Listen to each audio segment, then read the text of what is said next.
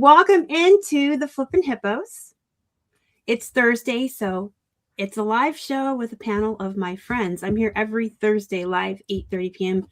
with friends, new and old. Some you've seen, some you'll meet for new.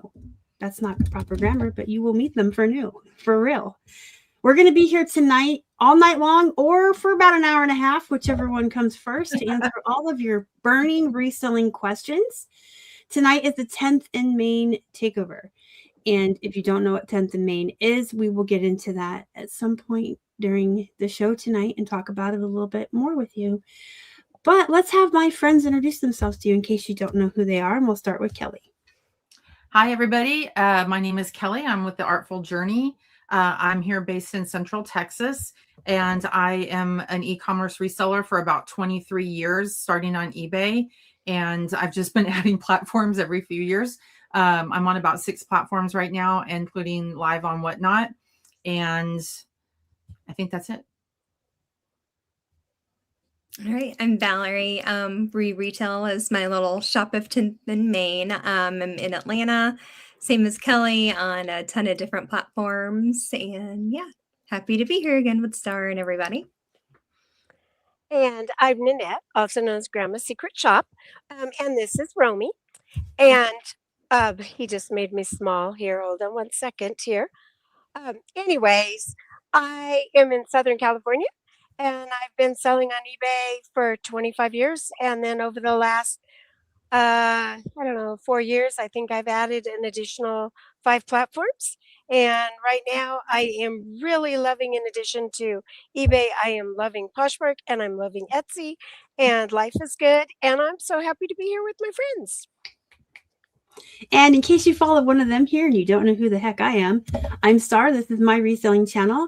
I have been doing YouTube since 2018 and reselling since 2017. I fell into this on accident when I got hurt at work, and it was sink or swim, and I made it work, and I built an empire with my boyfriend, and he works as an accountant now, and I do all of this by myself, very carefully, with good routines and time blocking. Let's ask questions if you have them. We will answer any questions you have about reselling. Most of us sell on, well, between the 4 of us, you've got people with eBay, Poshmark, Etsy, Mercari, Whatnot, and Depop knowledge here tonight. So you can ask anything about those platforms specifically, or just anything about reselling in general. And let's start with the question I know everyone always likes to ask is, what do you mostly sell and where do you source? I know it seems like I'm an everything seller. I'm actually not. I have 4 main categories that I look at. The first being books and media, which books, DVDs, CDs. And then secondly is collectibles. I started off with collectibles 23 years ago. My store on eBay is a collection of memories, and I just really love the idea of finding collectibles that I've been looking for and putting them with new owners. I also love arts and crafts, specifically scrapbooking, stamping, mixed media. It's not a great market, a secondary market for that, but I really love that hobby. And I like the end user and getting buyers to get product that they love. And then my 4th category sort of fills in the gaps of all of that, which is clothing, shoes, and accessories. So if something new and different comes along, or something random that I can learn about, I'm always interested to do it. But I usually stick within those 4 main categories. I guess I am an everything seller, but it's mainly clothes and then like home decor, jewelry. But yeah, if I can sell it, I'll list it. I listed pieces of my car last year after somebody got to Carolina and I got totaled. I was like, well, let me take all pieces of my random car. So yeah. But yeah, I was like, clothing is definitely what I started with way back when I got started. But yeah. I sell pretty much everything. There's things that I don't like and things that I am giving myself the grace now to not sell because I don't like selling them. But I started off with jeans and shoes, and I really hate doing shoes now. So I do very few shoes unless they look great when I get them. I tend to get bored with what I'm listing, so I tend to go in clumps. I had just bought a large craft thing, so I've been just got through lifting a whole bunch of needle craft kits. I got a whole bunch of clothes, so I listed the clothes. I've done large lots of trains in the past. I'm going to be getting a whole lot of uh, power tools and air tools, so I will be listing those. But I tend to my I get bored, and so I go to different things, and I also go and list what I have room for. So I will list books until all my bookshelves are full, and then I might not list books for 2 months until I have holes that I can start to fill up.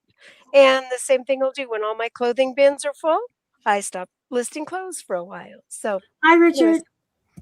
anyways, but that yeah, there's not many things I won't sell. I forget the back half of the question you asked about sourcing too.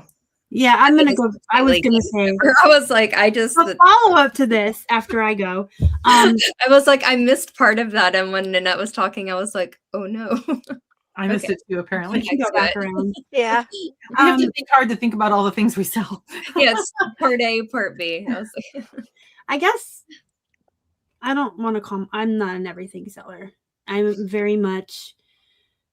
I only do things that make me happy, and there's a lot of things that don't make me happy that I do not like to do. So I only do things that bring me joy. But I have been branching out into different types of clothing when I started using LP's AI assistant to list, because now I don't have to spend 20 minutes learning what a smock dress is.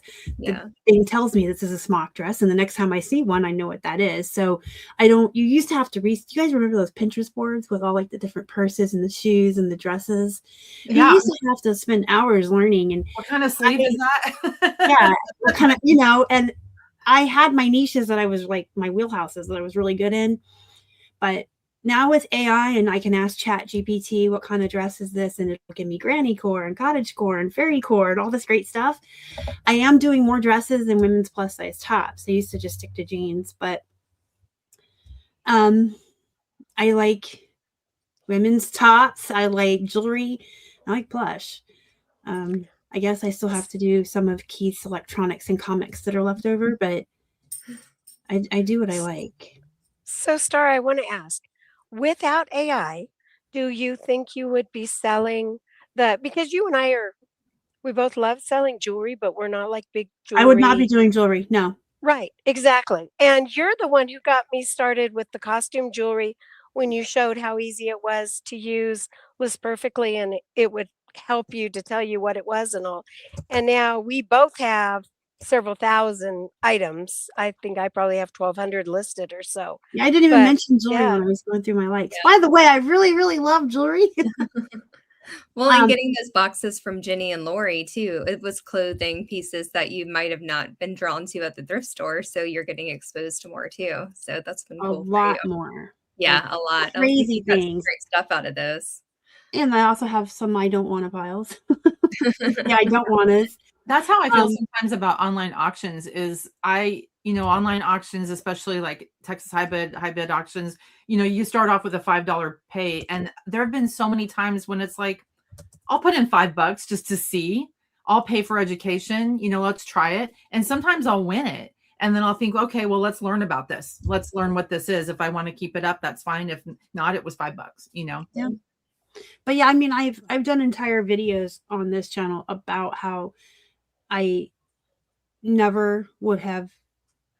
I bought a 1 pound box of jewelry just to try it, and that was really bad grammar. It weren't my thing. I didn't really like it, but then Jill Mustachio, most of us know, and Dawn talked me into trying to run it through the AI. And then I was like, oh my gosh, now I can learn without having to really learn. Yeah. You see it tell you that it's a seed bead or it's lobster claw or whatever. You see it tell you that like 3-4 times, then you start to learn by repetition. I love the style charts, but AI is so much faster. Listen, when Terminator happens, it's my fault. I'm sorry. It's always good to double check though, because I did have one tell me the other day, it kept telling me I had a blue topaz, but I knew it was spinel. So still good to double check it sometimes. It is good. It's just like having an assistant is what I say. If you hired a virtual assistant to do your listings for you, you would not put them live without proofreading and checking behind her or him. For sure. So it's just like having a virtual assistant. You run it through, you double check, and you're good to go.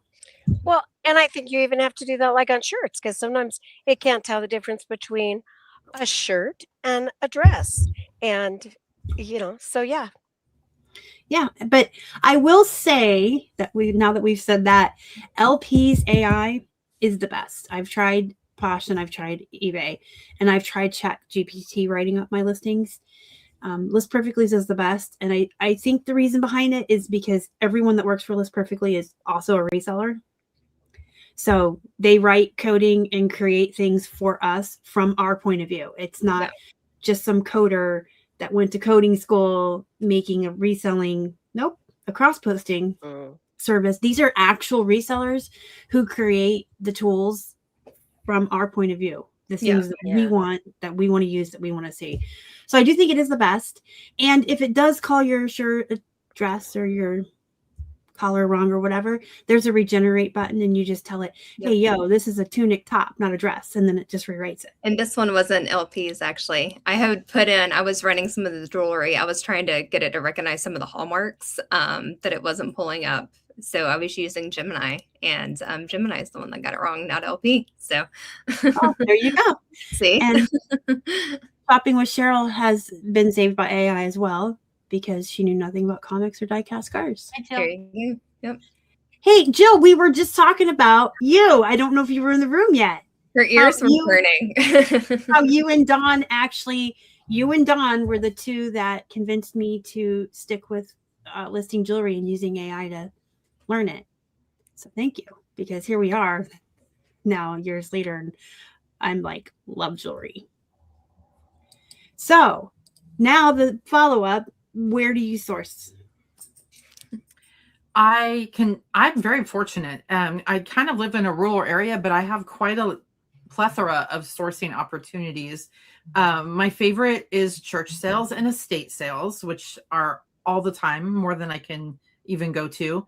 And then I love Texas iBid for collectibles and for just unique different things. And then if I wanted to, I have some little honey hole thrift stores in this area that I love as well, that are charity stores. So it's kind of a win-win when you can get sourcing done and also the money's going to a really good cause. And then there's also the Goodwills. And then I have a Bins in this area. I'm in between Dallas and Austin. So within 90 minutes, I could be in either of those places sourcing. And then there's also garage sales. But I have so much inventory before I even get past the first like 2 or 3 steps of those that I'm in a really good place. So yeah. And I'm same like you. And luckily, like, our weather's pretty temperament year round. So it's like we only really go 2 months without yard sales, and there's the state sales year round in Atlanta. So especially in Atlanta, I am not at a shortage for anything. There's tons of thrift stores. Are your estate sales inside? Our estate sales are inside. So yeah, that's what I was like. You're walking in someone's house. It's so great. Yeah, you can do estate sales year round, but honestly, I mean, you can go to yard sales from February to November in Georgia. So it's really just, and sometimes the churches do their big yard sales indoors in the winter months. That's the best. The basement sales and things like that. So I do auctions too. I'll pick up. I do shop Goodwill, anywhere and everywhere. I was like, I'm just a little thrifter, pillager. I'll dig in anywhere.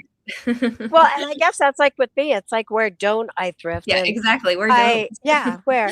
And my stuff gets evolved over the years. My husband does not do any of the buying now, but when we first started selling on eBay, it was probably about, had our account on eBay for 25 years. We probably started selling about 22 years ago. And we started with only buying overstock pallets. and we would have the pallets delivered here, and we sold a lot of pool blow-ups. I got a lot of Disney stuff. We had FYI bronze dolphins for years, because when you get a pallet and you've got several hundred of them, you might be selling them for a long time. And so we started only with that, and then we had a Mattel Fisher Price outlet, so store that I would go and buy stuff at the outlet, and I sold Fisher Price high chairs and things like that. And now I couldn't do that because the shipping would be cost prohibitive. And now I tend to do, I would love to be able to do more estate sales now. I just did an estate sale that I was invited to come in and do, and that was like 9 carloads of stuff for me. So that's a lot. I'm doing some private listing on a large consignment thing coming up that I'm going to pick up. I do go to Florida twice a year because I have a connection there where I will usually ship home about 450 pounds of stuff every 6 months. I do have a couple of church sales that I don't miss. Where I'm at, we don't really have yard sales here. Now, within a half hour's drive, I could get to where there's yard sales. Here, where I'm at in the mountains, we really only have them on Labor Day and Memorial Day. And so I do tend to shop those weekends. But right now, I could probably list full-time 7 days a week for the next 2 to 5 years to get through what I have right now. And I still buy. So yeah, my thing is not finding, it's getting rid of stuff that I don't want to pile, or my is it worth it still pile, or I'm not interested. That's what I really need to work on, getting rid of some of that stuff. So Nanette's going to go to bed one night. I'm going to go to California and pillage. Yeah, we'll take care of those files for you. Yeah. yeah. We'll take care. So I have a new favorite place to source. Ooh. Actually, I have 2, and one is going to be very surprising to everybody. The first is Whatnot. I'm not surprised. That's not the surprise. I was just I've been sourcing sourcing on on Whatnot as well. I love Whatnot. There are people that get things, in bulk, and they're willing to let it go with plenty of meat on the bone for us. And you can really stock up there. Plus, you can help other resellers, colleagues. Yeah. And that was, I also really like to buy out other resellers. So keep that in mind, everybody listening. I don't like to pay more than $1 to $2 per item. So it's usually if you're liquidating, if you're completely getting out of something, or you're getting ready to move and you want rid of stuff. And the reason I won't pay that is because I don't pay that. I pay 99 cents here locally, and everywhere else I buy bulk, it comes out to like $2 or less. But when someone says, hey, I have 500 items I want to get rid of, do you want them for $500 or $750 even? Yeah, I'll do it. So I do like to buy out other resellers, but my new favorite place, I'm going again on Sunday. Dun, dun, dun, dun. First sales. So I have tried them in the past with What was it? church sales. Oh, church sales. I didn't hear what you Oh, yeah. They're my favorite. Yeah, absolutely. I say, what did you think I said? I had tried them in the past with Keith, and every time we went, it was so crowded that I would have a panic attack, like small hallways and thousands of people, and they wouldn't let you through because they think you're trying to get one over on them. And it's like, no, I just want to go outside because I'm about to have a panic attack. Please move. And it was hot. It was gross. Well, I went to one last month with my friends Karen and Kelly that live here, the other Kelly, and it wasn't crowded, narrow hallways, but there weren't a lot of people. And I really enjoyed myself, and I had a good time. And I'm going to tell y'all, if I ever go again and it's crowded, it's not going to be my favorite no more. Because I don't do well like in confined. My mind, the anxiety is like, what if there's a fire? Get out. Like I just like start panicking. But it was a good time. So we're going to go again this weekend, and I really liked it. But I didn't get a lot. So it's not going to be something that's going to sustain my volume business. That's still going to be like buying wholesale and bulk and all of that. So we all find like the least busy area, and I'll go and like piddle over there, even if it's something I'm not interested with, and then they'll pass, and then I'll kind of go where I wanted to go, because I get overwhelmed too on those big ones too sometimes. Yeah. So we all love church sales, and I know Kelly even likes to do buyouts, and I like to do buyouts at the end on certain things too. But what do you girls take with you? Do you take an IKEA bag? Do you take a cart? Do you take a wagon? What do you take IKEA to bag. put your, because you Trash can't bags, just, because bed bugs can't climb plastic. okay. That's I think exactly why I take trash bags, because heebie-jeebie, y'all know I wash everything I source and I have a germ thing, so I don't take any of my reusable bags. I just take trash bags. If it's a big one, I do have one of the pulley wagon things. And if I think I am gonna like load up, or if I just get more than I can want to carry back, if it's like a long, because sometimes we have to, like the ones down here, sometimes like you park really far away. So sometimes I'll just go get the wagon. Yeah, I have one of those trolleys too. If I'm Mhm. doing something where I know I'm going to get a lot of books, then Yeah, in to addition have. to the IKEA bags, I'll bring my trolley just because those are going to be heavy. Yeah. The church sales around here, I've been really blessed too, because there's always kids Helpers. and they're Yep. always helpers. Like, Yeah. oh, we'll take those out for you. Thank you very much. Yeah. Yeah, and they supply bags. Or The box church, this church that we've been, well, this will be my 6th time total. Keith and I had tried this church 4 times since 2017. Apparently he's my curse. I can't go anywhere with him, because when I went with my girlfriends, it was fun. But they had all these bags, paper and plastic, and I was like, wow, are these things that we can drop off for donation? Because I always have too many, and I hate to not recycle my plastic bags. And they're like, if you have bags, we take them. So I'm going to take a bunch of bags down to him, and some of the stuff Keith cleaned out of his closet. It's donate interesting back in. because I actually sell shopping bags. You know, I sell some of the unique grocery store ones that are down here in Texas, or just unique designer bags that I've gotten a hold of. I will sell empty bags and empty boxes. And I went to a church sale that somebody had donated hundreds of shopping bags that were Tommy Bahama. Oh, And so wow. that was the fill a bag for people. They were just handing Yeah. them out. And I'm like, you know, you can sell the bag too, right? I didn't do that. I used them to fill them up. And That's a nice extra perk though. but I was You're like, hey, dang, whoever got the Tommy Bahama bags, hello. that's nice. So I have a little, if I go to like a parking lot sale, I have a little wagon that I can pull that folds up. But I did, and it cracks me up because when my grandmother died when I was 5. But prior to that, we spent a lot of time with her. She didn't drive. She lived in a trailer park, and the grocery store was next door. And my grandmother was very conservative. She made her own dresses, and her shoes were these sturdy black shoes, and her hair was a Tony curl. And she had this little cart that she pushed that was, I don't know, probably 24 by 24, and it had 2 rollers on the back. And so when you put it forward, you had to pull it back to you, and then you could push it. And that's what she'd do her groceries in. Well, I ended up buying one of those carts because I can put books in it real easy. I don't have to, I think it's a little easier to keep with me. It's easier to get through than trying to pull the wagon. And I'm not sure if a trolley, if that's like a wagon or more like that little cart. But so depending on where I go, how far I think it's going to be to my car, to where I'm parked, to where the sale is, kind of depends on.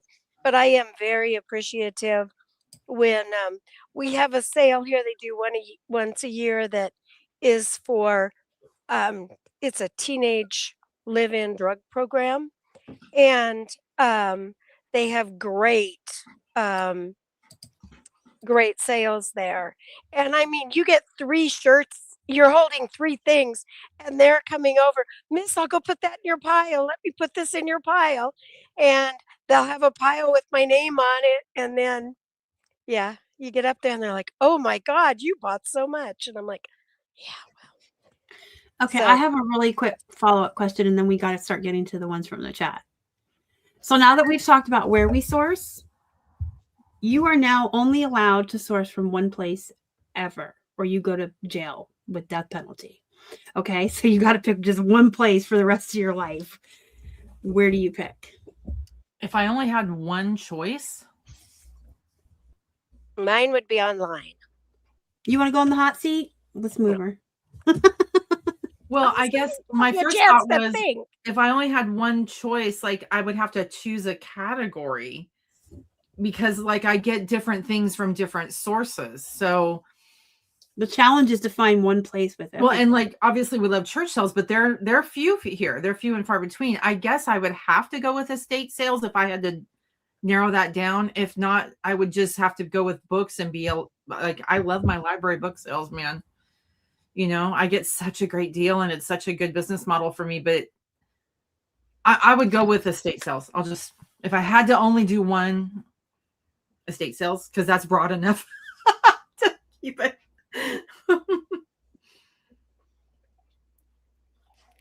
Well, those were the two I was bouncing back and forth between estate sales and online.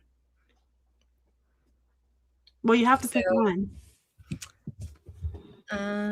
I guess I will say online then, because you can find anything anywhere. Just Well, 'cause- online is pretty broad. See, but online estate Online sales, meaning whatnot? Online meaning like high bid. high bid?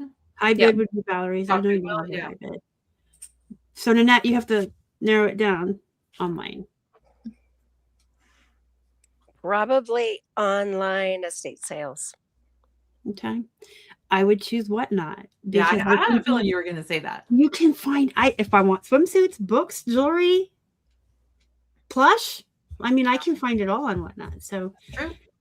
And it's And- only getting more. and I could just sit here in my pajamas watching my horror movies and 24/7. yeah.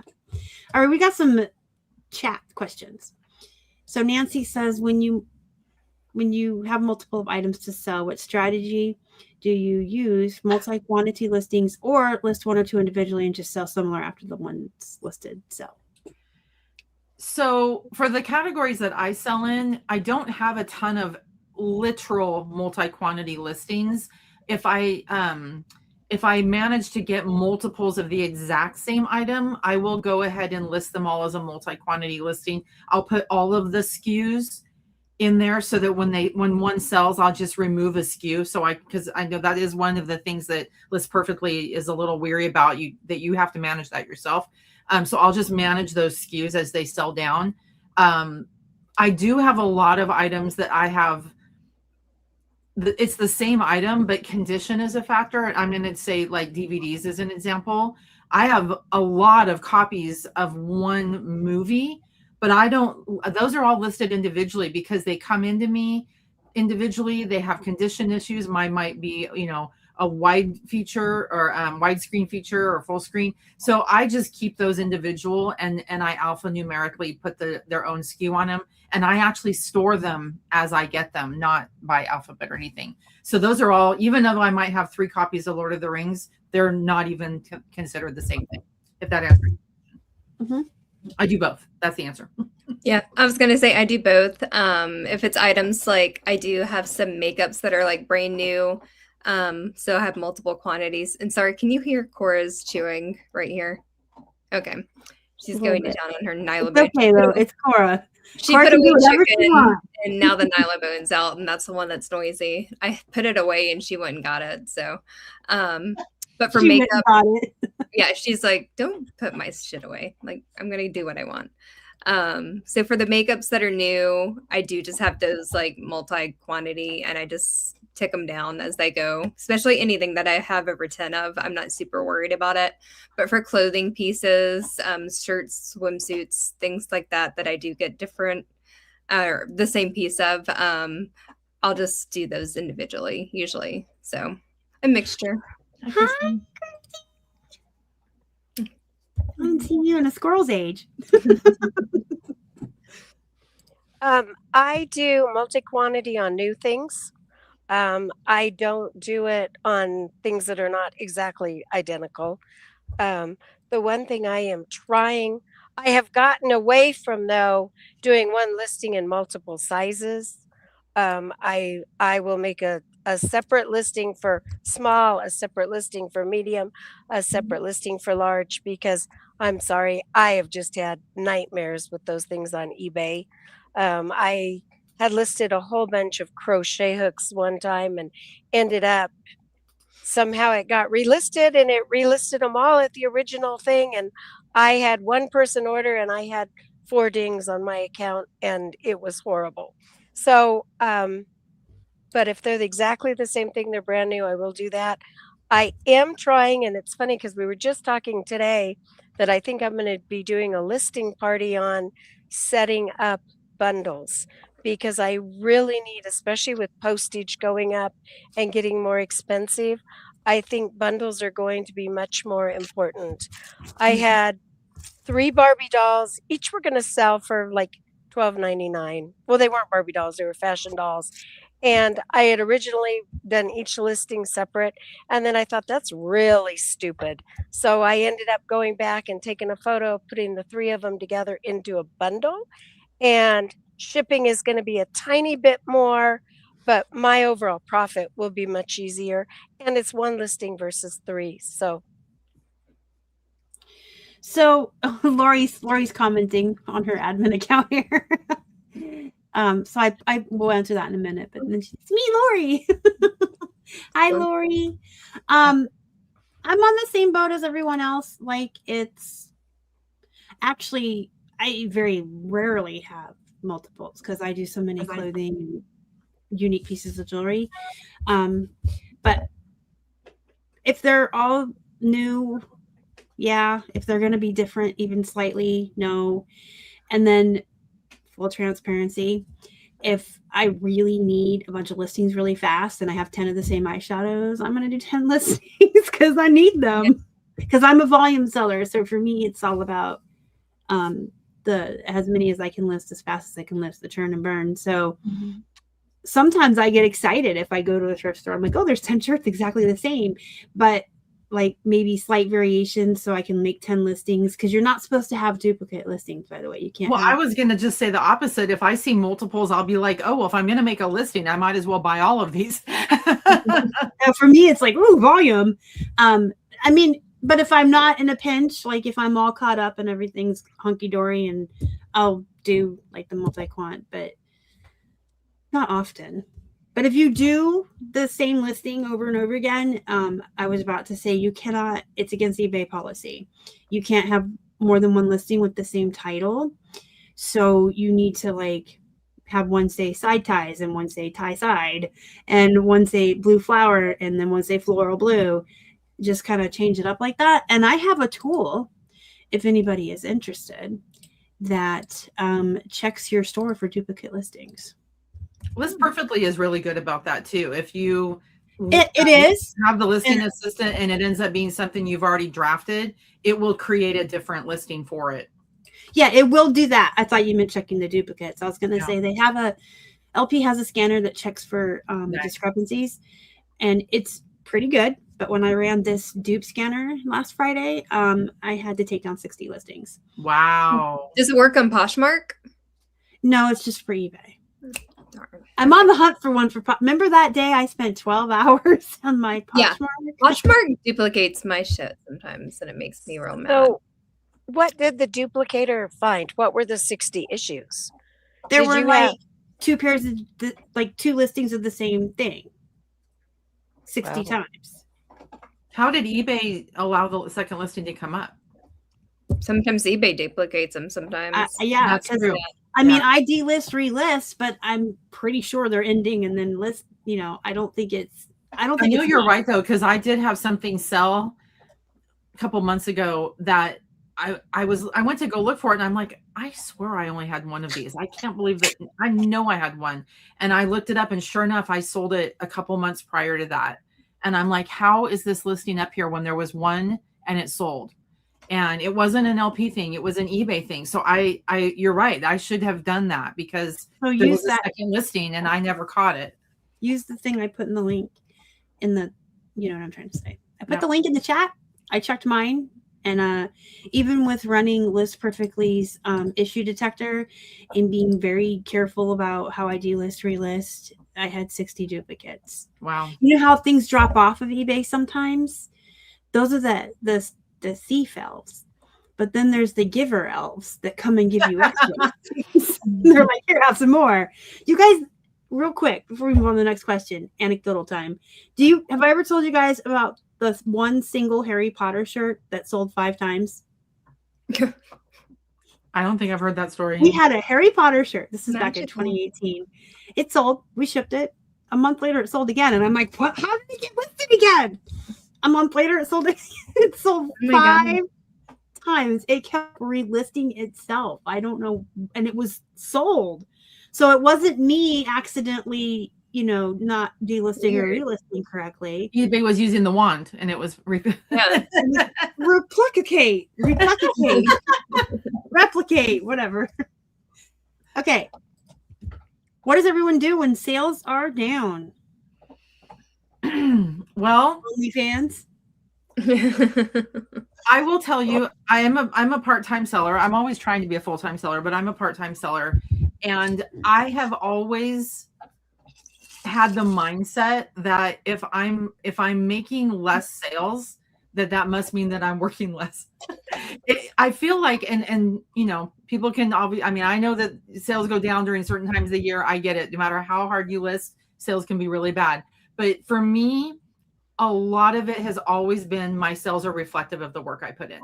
If I'm listing more, my sales go up. If I have, days where I'm not listing or I'm just not paying attention, my sales go down. So to me, my mindset has always been, if my sales are lower, the first question I ask, well, have I listed every day? Am I listing enough every day? Because it's usually the answer to that is no.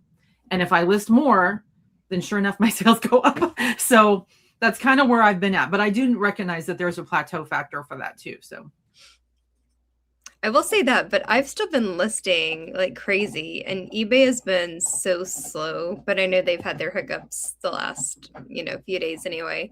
But so since eBay has been so slow, I've actually I told you guys, Mercari's weirdly been popping off for me lately, so weird. And by popping off, I mean 7-8 orders in a month, which to me for Mercari, that's crazy. Depop, there was one day last week I had 5 Depop orders in a day. So other platforms are picking up. So always why you cross post when eBay's having eBay issues. So with Poshmark, I've had 9 orders in the last 24 hours because I just filtered my most liked and I just started sending offers, working my way down. So anything that has a lot of likes, obviously people are engaging with it. So I've sold 9 things, and some of them have been new, but it's mainly been old things that I've been wanting to get rid of. So, I did really cut some of them down, but I want to get stuff moving, because if you get things moving, activity, maybe some more sales will come through. And it's just end of the month, and I'm trying to boost April as much as I can. So sales, offers, do that, list, engagement. So I think for me, one of the things that has helped with having multiple platforms now is that my mood is not so regulated by my eBay sales. If I was having a really bad eBay day and hadn't had, sales on eBay, I would find myself getting depressed, and I would go in. I list every day on eBay. I have a minimum that I do, but if sales are down, I try to do more listings. So, but the one thing that I have found now with eBay having its issues this last week, I had more sales on the other platforms in one day than I had in the whole week before. I hadn't had a Depop sale in several weeks. I had a Depop. I had multiple Mercari, which for those of you who have listened to me before, and some may know or not, but Mercari mistakenly kicked me off for 2.5, not Mercari, Poshmark mistakenly, they said it was a mistake. They kicked me off for 2.5 years. They would not engage with me. I have been back on now. I had my first sale March 9th, and it has been popping for me ever since. And then Etsy, where I normally have, maybe 3 sales a week on Etsy, the main day with eBay, I had 4 Etsy sales in one day. Nice. And what I do like about Etsy is my cost of goods of the things that sell on Etsy are about 3 times what the things are that sell on eBay. My average sale price on Etsy is probably like $75, where my average sale price on eBay is like 25. So when I see, 3, 4 Etsy sales in one day, it's something to get excited about. So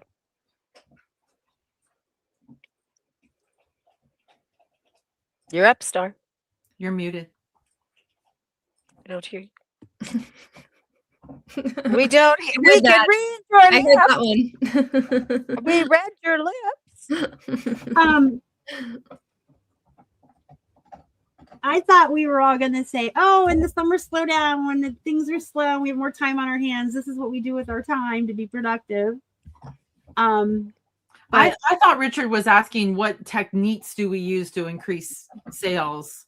Yeah. I thought he meant what do you do with your time? Because my entire channel is about time management. Yeah, I took it as like sales slowdown because eBay's been so slow for people. Yeah, that's eBay has been a total turd. I still can't list correctly. Yeah, eBay's been a snooze fest. Hi, your hack happened Sunday. It's Thursday. Why can't I list? Have you called eBay? Because when I talked to eBay today, they told me everything was fixed. So if you're still having issues, I would give eBay a call. So they're saying everything is fixed, but if you're in the community anywhere, everyone is still having issues. They're lying. Did you hear me? I said that live on YouTube. eBay's lying. They're still a lot of people are still having. It's intermittent though. Like I can list 1 or 2 things, and then it locks me out with that error thing, or it won't run. It won't publish my listing. It says I'm trying to do variations, and I'm not. So, Star, I know you schedule your listings out. Is it uploading your scheduled listings? I can't list at all. No. The ones that were already scheduled? Yeah. Yes. Which is my saving grace this week. Yes, that's what I was going to ask you. That's another benefit for having them scheduled out. So when something like this happens, you're still getting new listings put up. That's awesome. I'm still getting my 10 up a day, but now your bank is going down because I don't work weekends. So you have Saturday, Sunday, Monday, Tuesday, Wednesday. I'm 6 days behind. So instead of being 21 days ahead, I'm only 15. Yeah, your bank is going down now because I'm taking a 4-day weekend next week. So I'm like, I need to get caught up. I need to get them scheduled. But anyway, I digress, and I'm just complaining. I'm being a complainer, but you're still able to add to your bank and list perfectly. Absolutely not. I cannot list. When I try to publish a listing, you're trying to do variables, or it just goes to that what was that error everybody was getting? The you don't have permission screen or whatever it was. I never had any issues with that. I kept getting that 404 or whatever. Well, but this morning it put 2 through, and then it stopped, and I was like, "You're kidding me." So no, I'm like 6 days behind, but I guess eBay doesn't know that because I scheduled. But anyway, eBay and I you guys know, if you've ever watched this channel, love-hate relationship with eBay, and I'm one of the few that has no problem in public saying when I'm not happy with them, because eBay is not always unicorn glitter farts. Sometimes it's a turd, a big brown one that isn't glitter. So what do I do in sales are slow? I run more sales. I send more offers. I list more. I focus on other platforms. I guess you guys all already said that, right? So if you read the chat, if we hit 15 likes tonight, because there's more than 15 watching, right? I have a $10 gift card. Ooh. And we're going to give it away. And I'm working on talking to Clara for my birthday next weekend on giving something from LPOA. So start liking. I can give things away. Hi, Mary. Let me go into all my YouTube accounts real quick. Hold on. How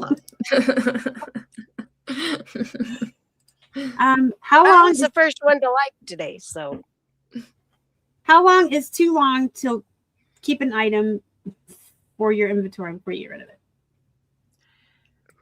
That was Lori. Hi, Miss Lori. I don't know if I have a date on that. I've been in a position where I have enough space to maintain my inventory at this point. So I would rather just mark it down and clearance it out and get something for it. My cost of goods is very low on the products that I buy. So I would rather just do, like right now I have for this part of April, I've been doing clearance sales on everything that's over a year old in my store. And that's usually what I'll do is I'll either like increase my offers or just mark it down to clear it out. Having said that, I know I still have items in my store that are probably several years old, but I don't tend to curate like, here's my oldest item, get rid of it. I'm not there yet. I think if I got to where I was running out of room in my inventory space, I would rethink that, because I don't want to find myself, being bombarded by inventory that's not moving, but I'm not there yet. Yeah, same as Kelly. I don't really, since I was hand picking up till really, late last year until I started buying more in bulk and stuff. All of it's kind of a selling. So I did take some stuff to Goodwill to donate Sunday. And a lot of it was stuff from that clear out the yard sale I did last summer when she just was giving me stuff. Some of it was just like, I don't think this is ever going to sell. It was stuff that didn't sell in our live sales, and I just kind of was tired of looking at it. So, but that stuff was never listed. So I wasn't invested all the way through the process with it. Some clothes, if they don't sell after a year, I might stick them in a thread up bag and I'll send some stuff off that way. But luckily I was like, I don't really have to get rid of too much, but I'm also not nearly as big as, I don't have as many items as some as you guys. So mine's pretty curated, and my niece comes over and she scrounges through stuff too. So I get all the things too from friends. They'll be like, do you have this? And I'm like, yeah, I do. Here, take it. So, but a year is really kind of, well, maybe a year, 2 years. I don't know. I don't really have a window. So I'm really, really bad. I have things that have been listed for 3-4 years, and I have things that sell every day that I've had listed for several years. So sometimes it's just an issue of redoing the listing, or sometimes I'm going through and they say you touch it and it sells, and I truly believe that. There is usually once a year, if I have a yard sale, I'll pull things out of my inventory and take them off, put them in the yard sale. Generally, if I do that, they're not going to come back into my inventory. I'll just get rid of them at the end. I think it also has to do with the accounting way that I do my accounting. If I was having to pay taxes on my inventory, then and count my inventory as an asset, I think I would be getting rid of it much sooner. But because I don't do that, I do, what is it, cost in, cost out, or whatever. I mean, I don't do an inventory. My inventory doesn't have value in my tax, my way of doing taxes. So anyways. I get married to my inventory. So I sell stuff from 5-6 years ago. Everything will sell eventually. Mm-hmm. And I feel like the trends come and go. The economy comes and goes. So there's times where I'm selling all my low end bread and butter stuff, and there's times when I'm selling my higher end stuff. And then, so sometimes it has when people don't have a lot of money, that shit that's vintage and high cost has to sit for a while. And then you'll see a trend flip. I just get married to it. I have an entire, our garage basement is the entire first floor of our house. And so I guess if that ever gets too full, I may have to rethink things. But I get married to it. From my inventory. Okay. I have 2 of those under my belt. But I think third time is a charm. I think Keith is a keeper. So. No hat tricks. No hat tricks there. No hat tricks. No divorce for Star because Keith is my keeper. I did get the third time. I don't know why that's so funny to me. But no trifectas over here, guys.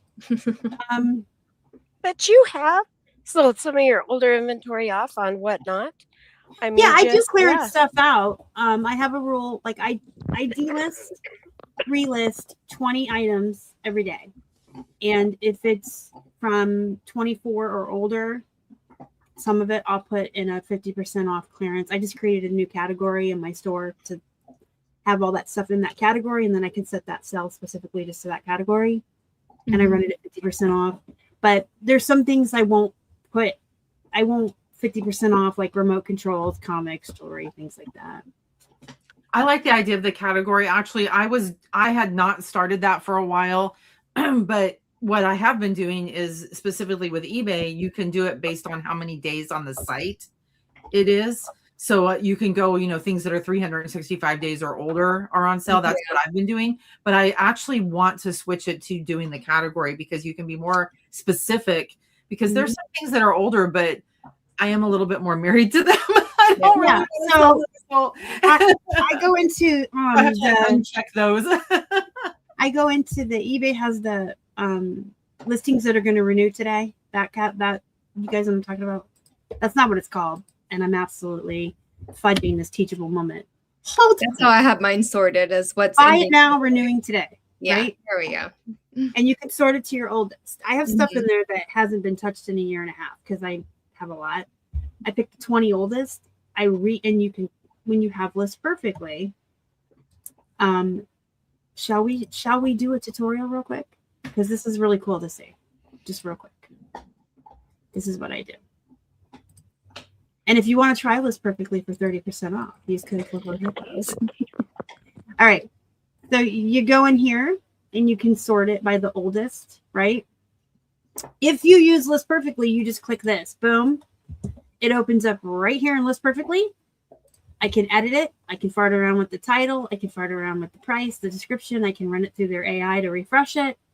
And then I do that to 20 items. Stop sharing. Each morning. And then refresh them. And that's when I take a look. How old is it? Yeah. Is it something I'm willing? Because there's things I'm willing to let go at 50% off, and there's things I'm not. Yeah. So that's the decision. And speaking of room in the garage, I have kind of been clearancing out my plush. So I thought I'd be married to that forever, and we've decided to part ways. It's amicable, though. They need new forever homes. I need room in the garage. We're still friends. You've had a conscious uncoupling. Yes. Yeah. But we would expect, we would have you respect our privacy at this time in our time of need. We hit 15 likes. So I'm going to be giving this out later. We have another question from Nancy. But before we do that, each of us, in our own words, can tell the chat who's listening about 10th and Main and what it is. 10th and Main is a collective of 7 of us that are resellers on multiple platforms, and we have gotten together to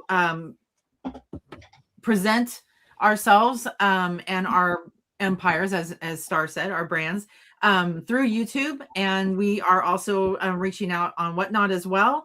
We have on Friday nights a hangout, what we're calling our first look, which is where we just sort of kind of get together like this, very casually, sometimes in pajamas casually, get in front of our computers and do some work.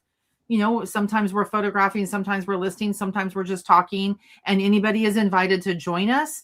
If you are a reseller and want to work, we love for you to join us. If you're not, hang out as well and ask questions if you want to, or ask us like, what are you selling? What did you get? What can I see? Where's your show and tell? And then on Wednesday nights, we do a Whatnot raid train. We're starting to do themes now, which is really cool. So, Star, what's the next theme? Hold, please. Hold, please. I have to pull up our nifty Google Doc. I think it's books. Am I wrong? We just did books. Oh, you said books. I'm in the process of moving right now, so I've back from whatnot for the month of May. So I didn't have the answer for that. Was there a house update? What's going on? You got your keys. Well, I have it. The power's on, internet's on, water's on, keys, the locks are changed. So it's all your mine. veggies already. And so I'm just in like pure packing mode. And yeah, just trying to get, figure out my priorities of what to get over there. So I'm Kelly over here right now. I got 2 houses. Ooh. Now what I'm going to interject and tell you guys that this Wednesday's Raid Train is adopt a toy and or a plush. Oh, nice. Kelly, what about the painting? Where are you with the painting? Actually, we're going to diverge into a different subject here. Yeah, we are getting really off the I wanted to paint the walls. The prior owners to my house had children, so the bedrooms have children's colors, which I did not want. I wanted to paint the walls. I also wanted to adjust some of the flooring and amend them to my own personal needs. But after having a really great conversation with my new handyman, Jose, who was awesome, he kind of talked me out of doing the route that I wanted to do, which was to hire a contractor to do all of this before I moved in, and actually just hire specific local like painters and floor subcontractors, I guess, which would mean that I could buy the materials at my own cost and hire their labor at their hourly rate rather than paying the contractor, who I'm not going to name on air, but paying the contractor and their rate and having them bring in materials, which would really have escalated my prices. And I was pressuring myself to do that in the next week or two. And now I felt like, well, that took a lot of pressure off. I don't have to do it that way. I can just move in and then do one room at a time when I'm ready. So that's kind of where I'm at right now. Especially because the quotes I'm getting for the actual move are hefty. So I think that has to be done in the next couple weeks. So yeah. Anyway, that's where I'm at. Thanks for asking. I appreciate it. Nice. It's Valerie's turn. Oh. Tell us what 10th domain is in your own words. Oh, Kelly did a great job. I don't think I have anything else to add. Yeah, she covered it. She covered it, yeah. I would say I have everything to say what Kelly is.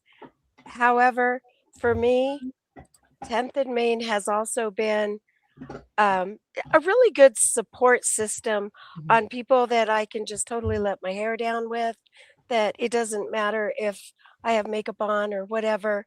And this can be a lonely business at times because you're working from home, and it it's also a safe place for me to say, and I don't care if I do this when we're on YouTube live and stuff, that's fine. But it's a safe place for me to say, oh my God, I bought and now I'm hiding stuff and I need some serious help to not be buying so much stuff. Because like I said, I need you guys to come to my house and empty some bins, because I literally could. I know part of it is because I find better stuff now than what I used to, but I have to be willing to let the old stuff go that I'm not going to list and do those things. And it's just it's a safe, fun spot with like-minded individuals. Yeah. And we love bringing our knowledge and things to others and helping them to find safe spots. So I'm going to read the new description that I wrote. That too. I didn't know we were going that side of it too. I know, me too. I was like, the next is everything I want to do. I'm going to read the new description that I wrote because I'm proud of it. I didn't even use ChatGPT. And I'm going to then follow that up with a very personal note. So join us live every Friday from 8 to 10 p.m. for a fun, laid-back reseller work hangout. Think of it as your weekly co-working session where you can list, organize, pack, or source right alongside us while we chat all things reselling. Jump into the live chat to ask questions, get real-time help, share ideas, and connect with other sellers who get it. Whether you're brand new or seasoned, you're always welcome here. Bring your work, hang out, and let's grow together. We go live every Wednesday at 8 p.m. on a Whatnot Raid Train, bringing you a fun lineup of sellers and fresh inventory each week. Each show features a new theme, so there's always something different to discover. I love it. So, on the heels of what Nanette said, everyone, it's not a secret, I was diagnosed with anxiety in my teen years, and I don't like to be medicated. So I have a lot of coping mechanisms, strict routines, being in control of my schedule and my life. And I did have an appointment with my migraine neurologist specialist this afternoon. And he just kind of touched upon how stress can affect your migraines. And he said, do you still feel like you're controlling your anxiety without medication? I said, yeah, I think I'm fine. And he said, do you ever feel like you need a therapist or someone to talk to? And I said, no, I actually have a really good group of friends. So nice. Last year when I just met you, you wouldn't have said that. You'd be like, no. I would have. And look, now I'm almost crying. What happened to me? What did you guys do to me? Well, now I can add on and say, if we were going that side of it, yeah, totally. These guys have seen me come unhinged a few times and gotten me through some things over the last year. So, Well, and I think on Friday nights, I think people get to see the personal side of us too. And it really makes you know that you're not alone. I mean, Friday nights, we would talk more about Kelly's house and, you know, we, it's just, it's a better alternative than heavy drinking. I'll say that. We found our tribe.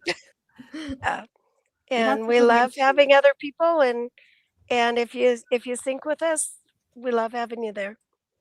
If not, you're going to move on. So I did see that Nancy posted in my Facebook group about this, and I haven't commented yet because I am actually asking around to a bunch of people and seeing what's what.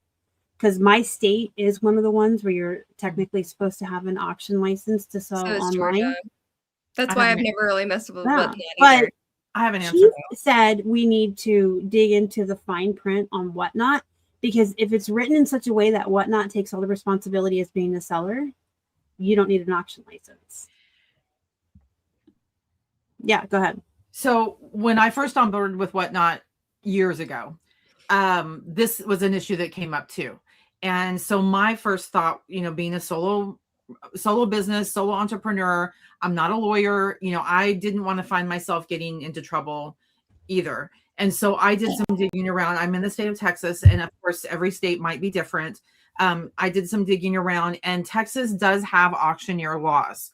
And so I thought, oh no, in order for me to be on Whatnot, do I need to have become certified or licensed as an auctioneer? And I started to look into it. Actually, I was, you know, thinking that I would need to do that.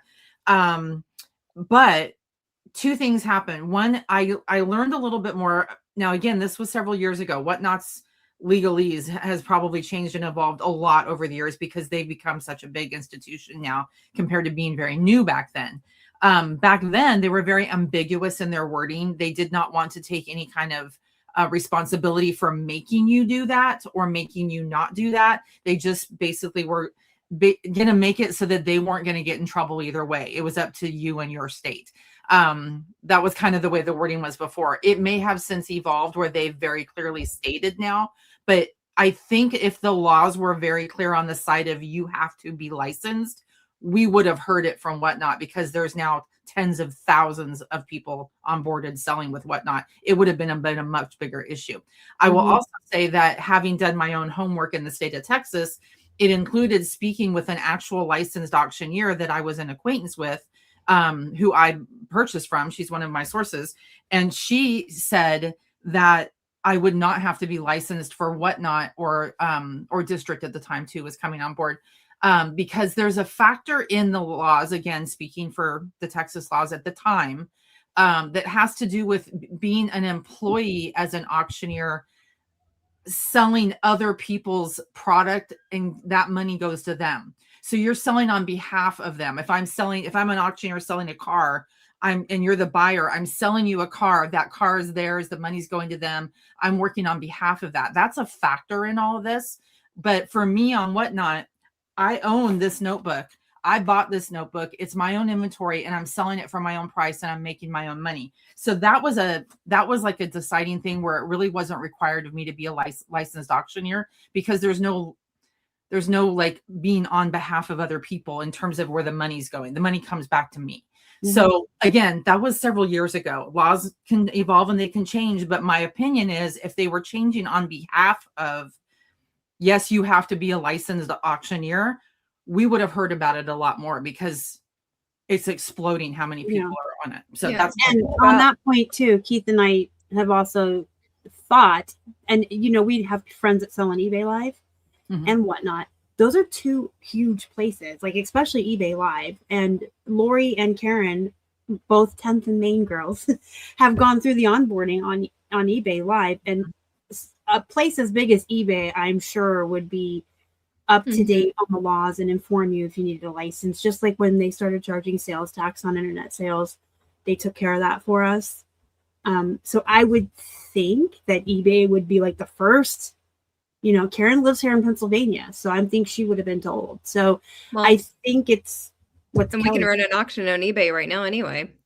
Well, yeah, that's what I was going to say. What if I put 50 things up for auction on eBay? How is that different than me going on Whatnot and doing 50? And I remember, that like the nurse flipper Kat, she did get her auctioneer's license. It was very new at the time, so she went on the safe side. You know, and just said, I'm just going to do it. And plus, she loves to learn and become more expertise in it. But I think that there was some things too, because she says now, if she wanted to go out and do it live from like an estate sale for somebody else, she could do it. She can do it, absolutely.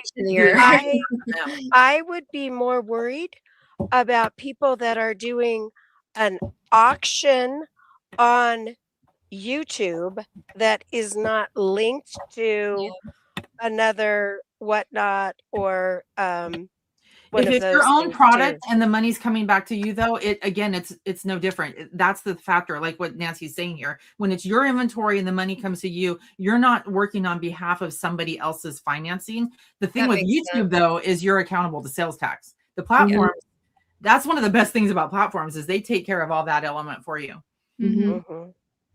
So this is a question from Jill that I'm going to try to very quickly answer with a screen share. The way I do the delisting, relisting. So I pull it up from eBay, how I showed you, it just pops it up for me. And then I change whatever I want to change, save and close, right? I do that 20 times. Then when you refresh List Perfectly, the last 20 things that you just updated will be the first 20 things here. And then I just select them all. And then I do the delist, relist, one platform at a time, using List Perfectly as my tool. And that is how I do that. And it takes me, why can't I get rid of this? Please go away. I just told it to stop sharing and it won't stop. Okay. It takes me 10 minutes to a half an hour to do all 20, depending on how much I'm editing the old listing. I'm finding some that I haven't touched in 2 years, and I'm like, what happened? This hasn't even been run through AI. This is old. Those are the ones you really want to get because they really need updated. But that's how I do that. It's fun watching those as soon as you're updating. Like within a week or two, you're like, oh, that's all that needed. Like, okay. Yeah, like a lot of the stuff I sell on Poshmark, like 1 to 2 sales a week, sells almost like an hour later. Sometimes they just change the photos too. Little tweaks. Lori has a point there. And you are always welcome, Jill. I will see Jill tomorrow in our book club. I'm very excited.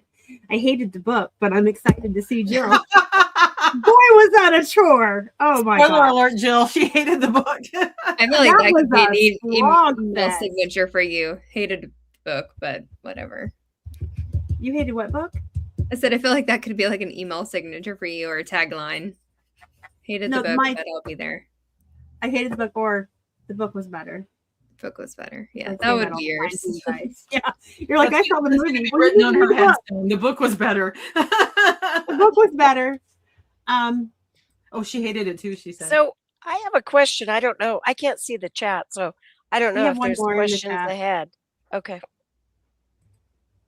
This one's very easy to answer. Real quick. Here you go.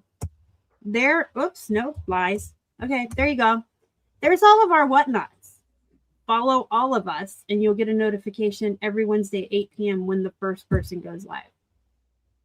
The schedule is different every week, but if you follow everybody's whatnot, whoever goes live first at 8 p.m., you're going to get a notification that they're live, and then you just hop right on in and follow along.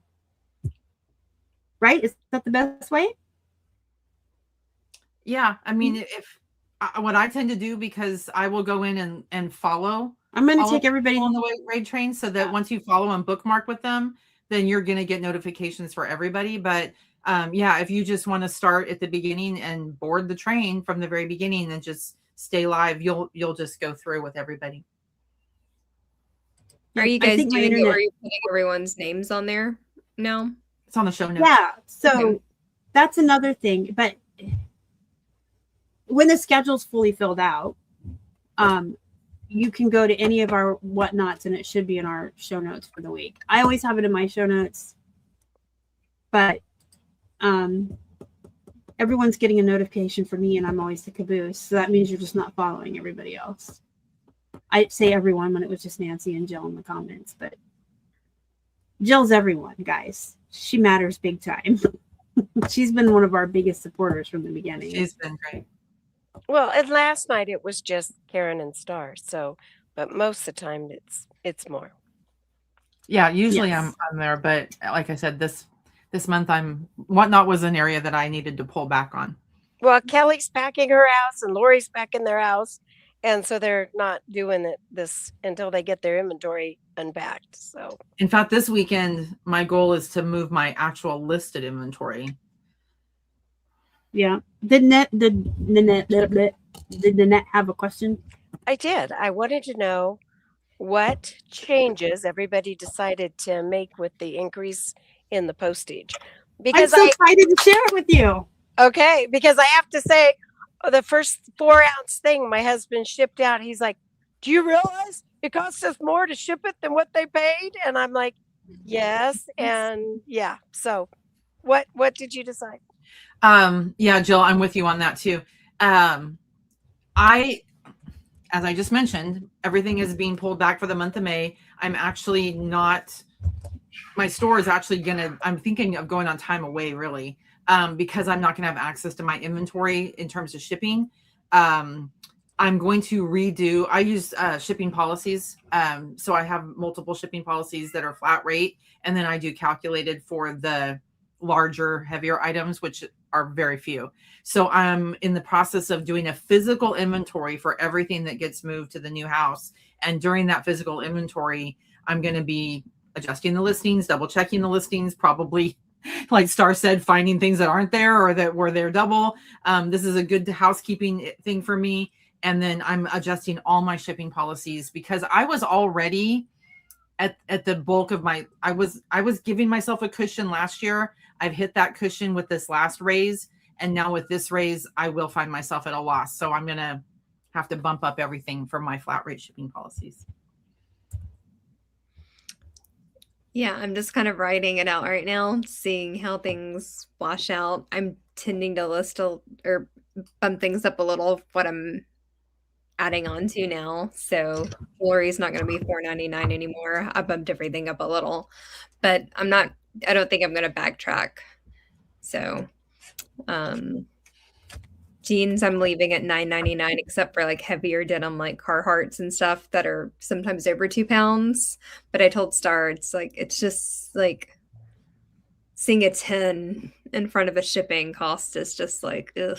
So especially on an item that's less than $10. Mm-hmm. Like a lot of my books and DVDs, it's getting to where shipping is more than the item, and it's yeah. You're like, I might actually. We have people in our List Perfectly group that I might actually go towards having some of my items, like media items, be free shipping and just incorporate that. Mm-hmm. Well, and luckily, media didn't go up with this increase. It didn't, but it is getting to be where it's. I'm thinking about doing where I'm just gonna put the shipping and do free shipping for my items that are maybe under 20. I don't know. Yeah. Well, I had a 4-ounce item So like a pair of earrings or whatever. And my cost on shipping was $6.17. Oh my goodness. And it was under 4 ounces. So it was 3 ounces. $6.17. And my Where did it shipping go? had, Alaska? Hawaii? it went across the country, but Florida is the number one state I sell to. So, and I shipped some stuff to Hawaii, and Hawaii doesn't cost me any more to ship to Hawaii than it costs. It's probably less than Florida. But I think a lot of people are going to go to Posh for clothing because if you can get it for $6.95 and bundle it, like you said, why wouldn't you go there instead? So, but so I raised my 4 ounce from $5.89 to $5.99 because I don't want to do that 6.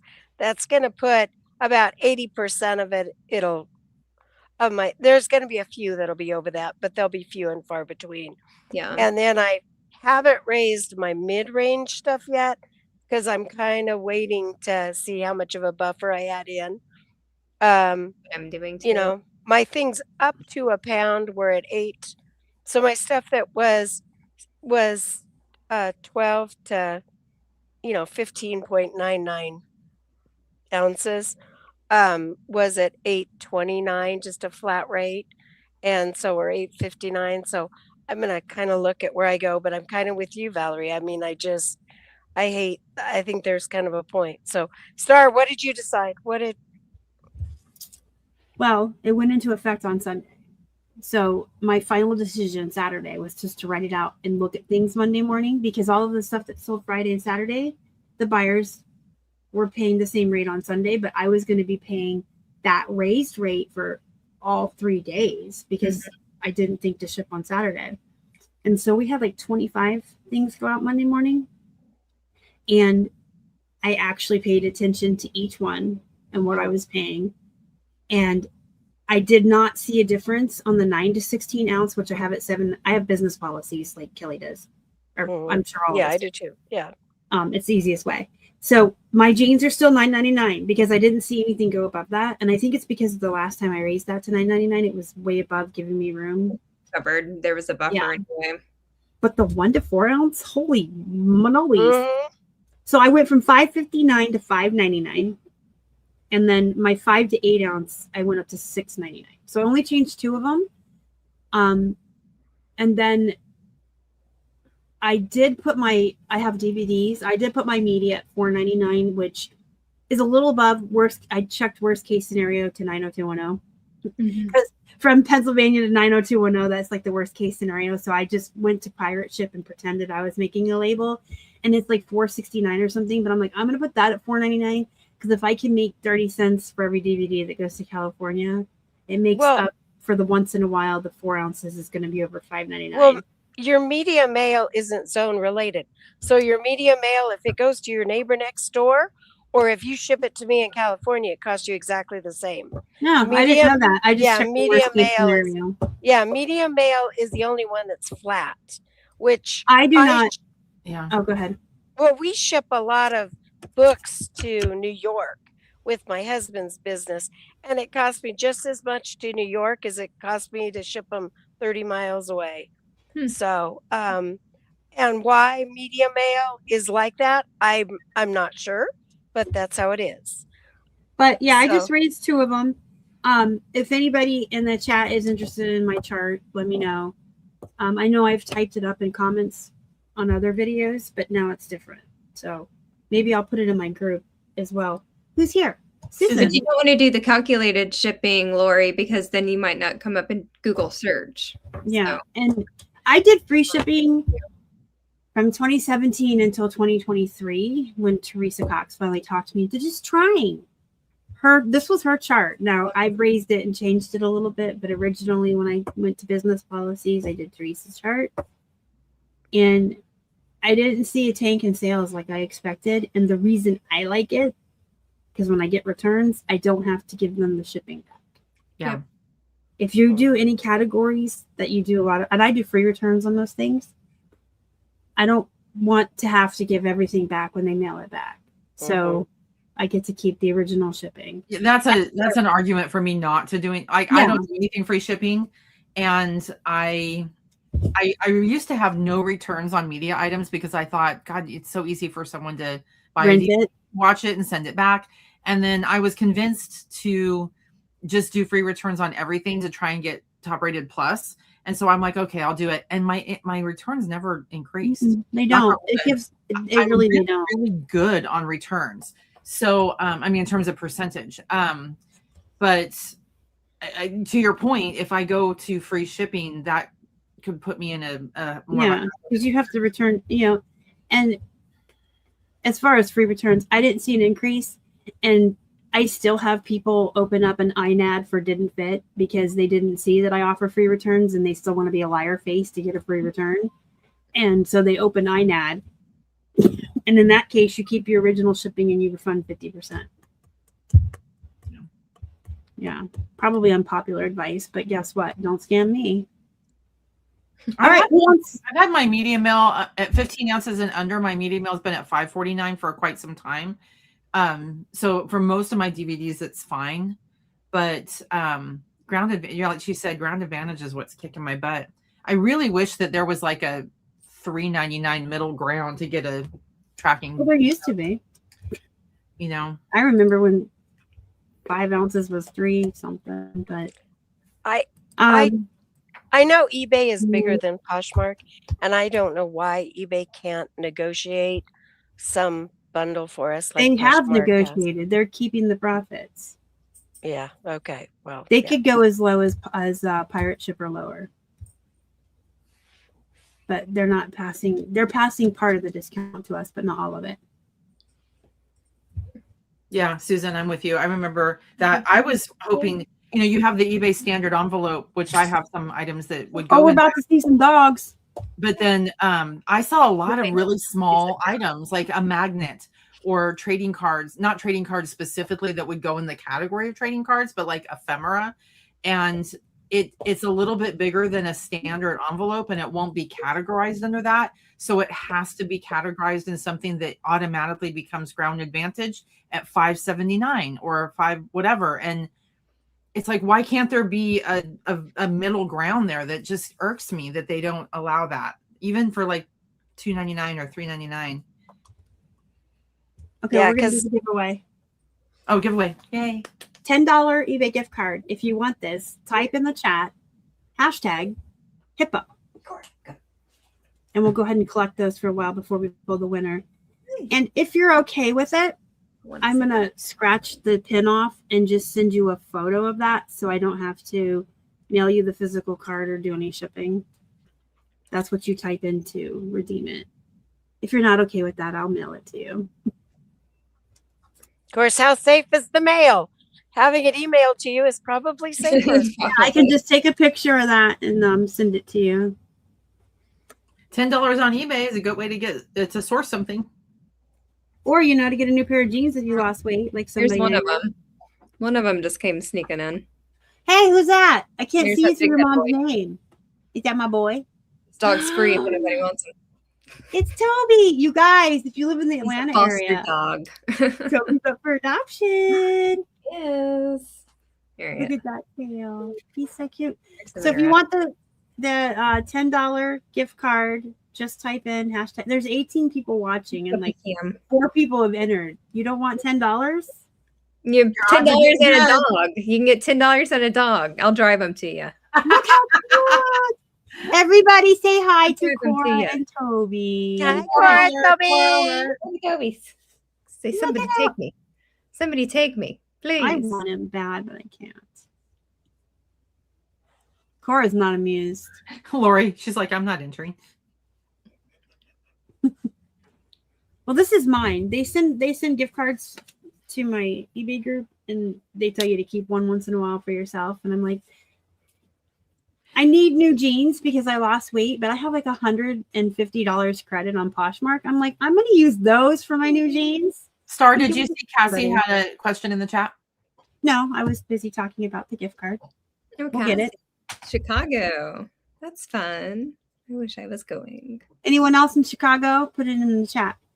I know Susie's going to go. And Brian from List Perfectly. They're going to be there. I want to go to the Dallas one. I think I'm going to San Diego. They never do anything in Atlanta. Makes me sad. They never do anything on the East Coast. I know. Well, I can't say that because I did go to Philly for eBay Open a couple years ago. Liz perfectly sent me. There's one in Florida, isn't there? South Yep. Florida or something. Bob's I think here. I can't I like- remember if it's in Tampa or Orlando. I can't remember, but it's I thought it was there South is one. Florida. Well, It's that would be- Bob. Bob is here. Hi, Bob. What about Bob? Y'all remember that movie? All right. Well, while we wait for people to type in hashtag HIPPO if they want to win the $10 gift card,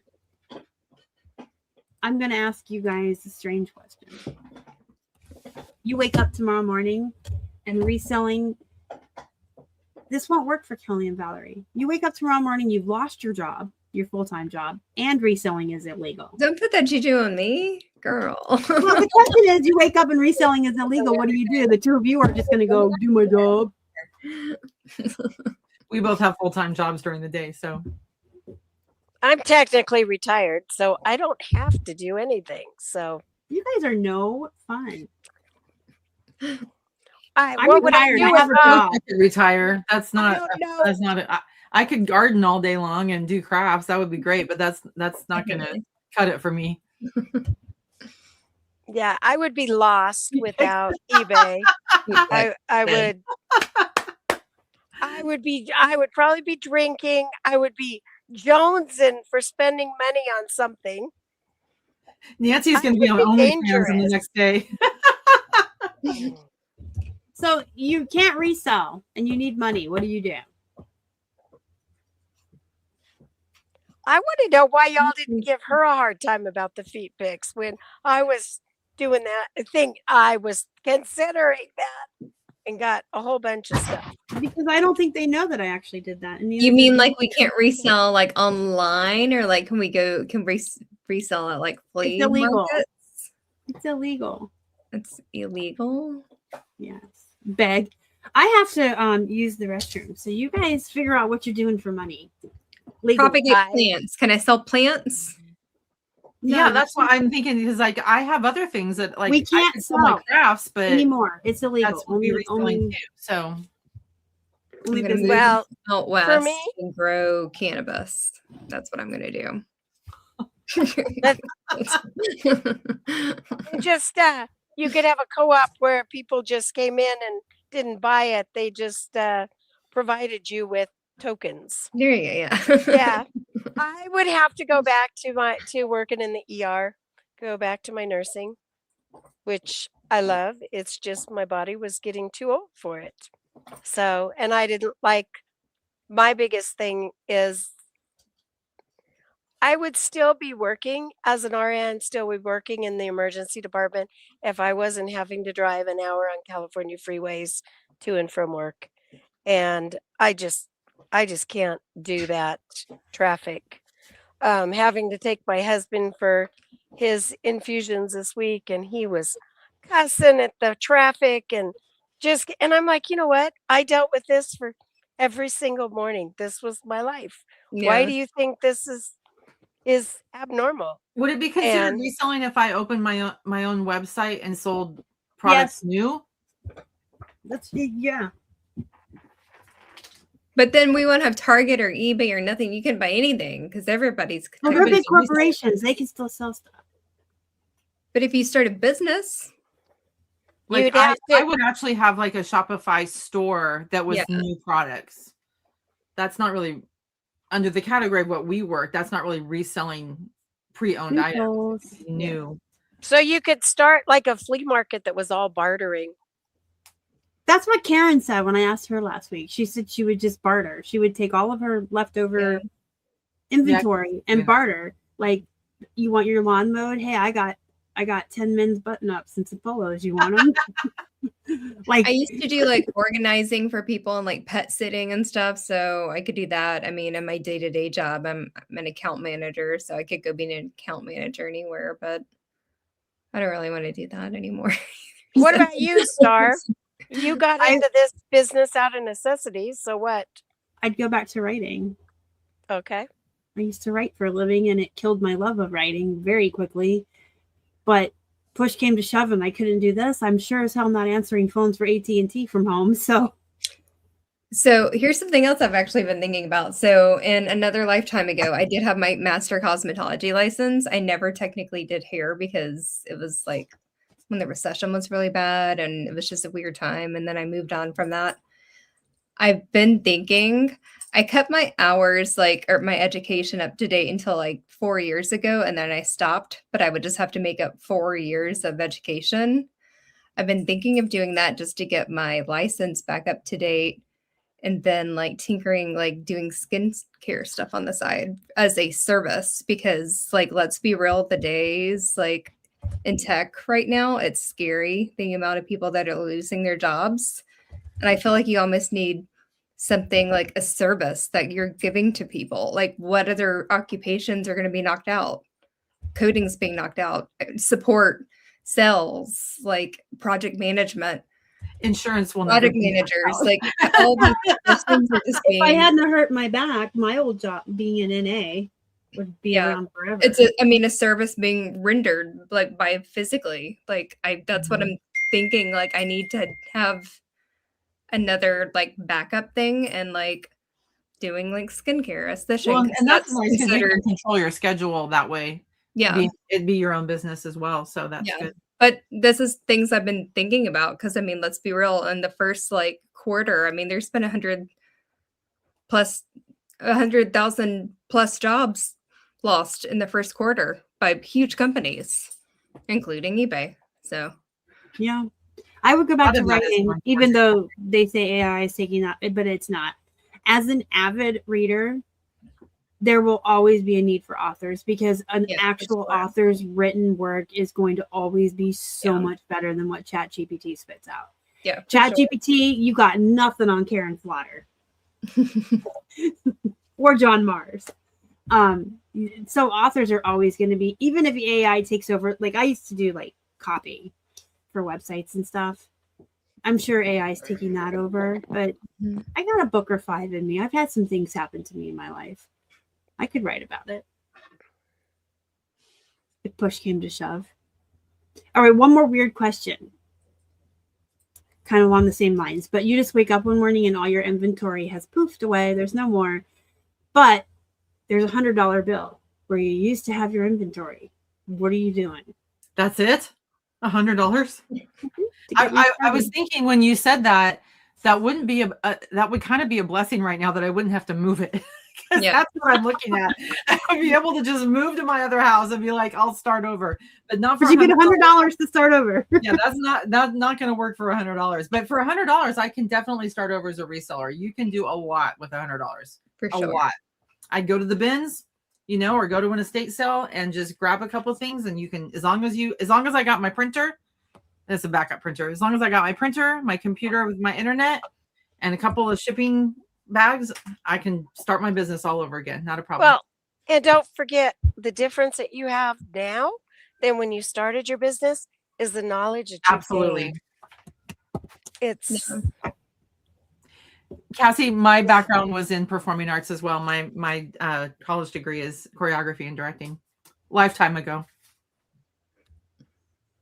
Completely agree. You can start over with $5. Absolutely.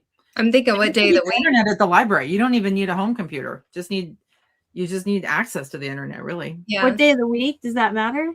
Yeah. Monday, I can get 99 cents at Goodwill. If it's a Sunday or Saturday on an estate, if it's a 50% off day, I'm going to hit up an estate sale first. But it depends. It depends on what day of the week this is happening. Well, and that, like you said, you've done organization and stuff too. Well, you could barter that too. That you could help to organize for the things that they're getting rid of.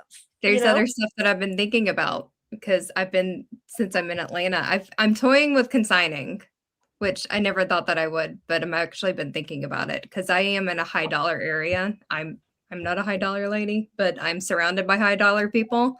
And if I could get some good product, so I'm thinking multiple things right now. I'm trying not to get in over my head, but I have a lot floating around in my head right now. Make some lists. Write it down and make some lists. That's always my advice.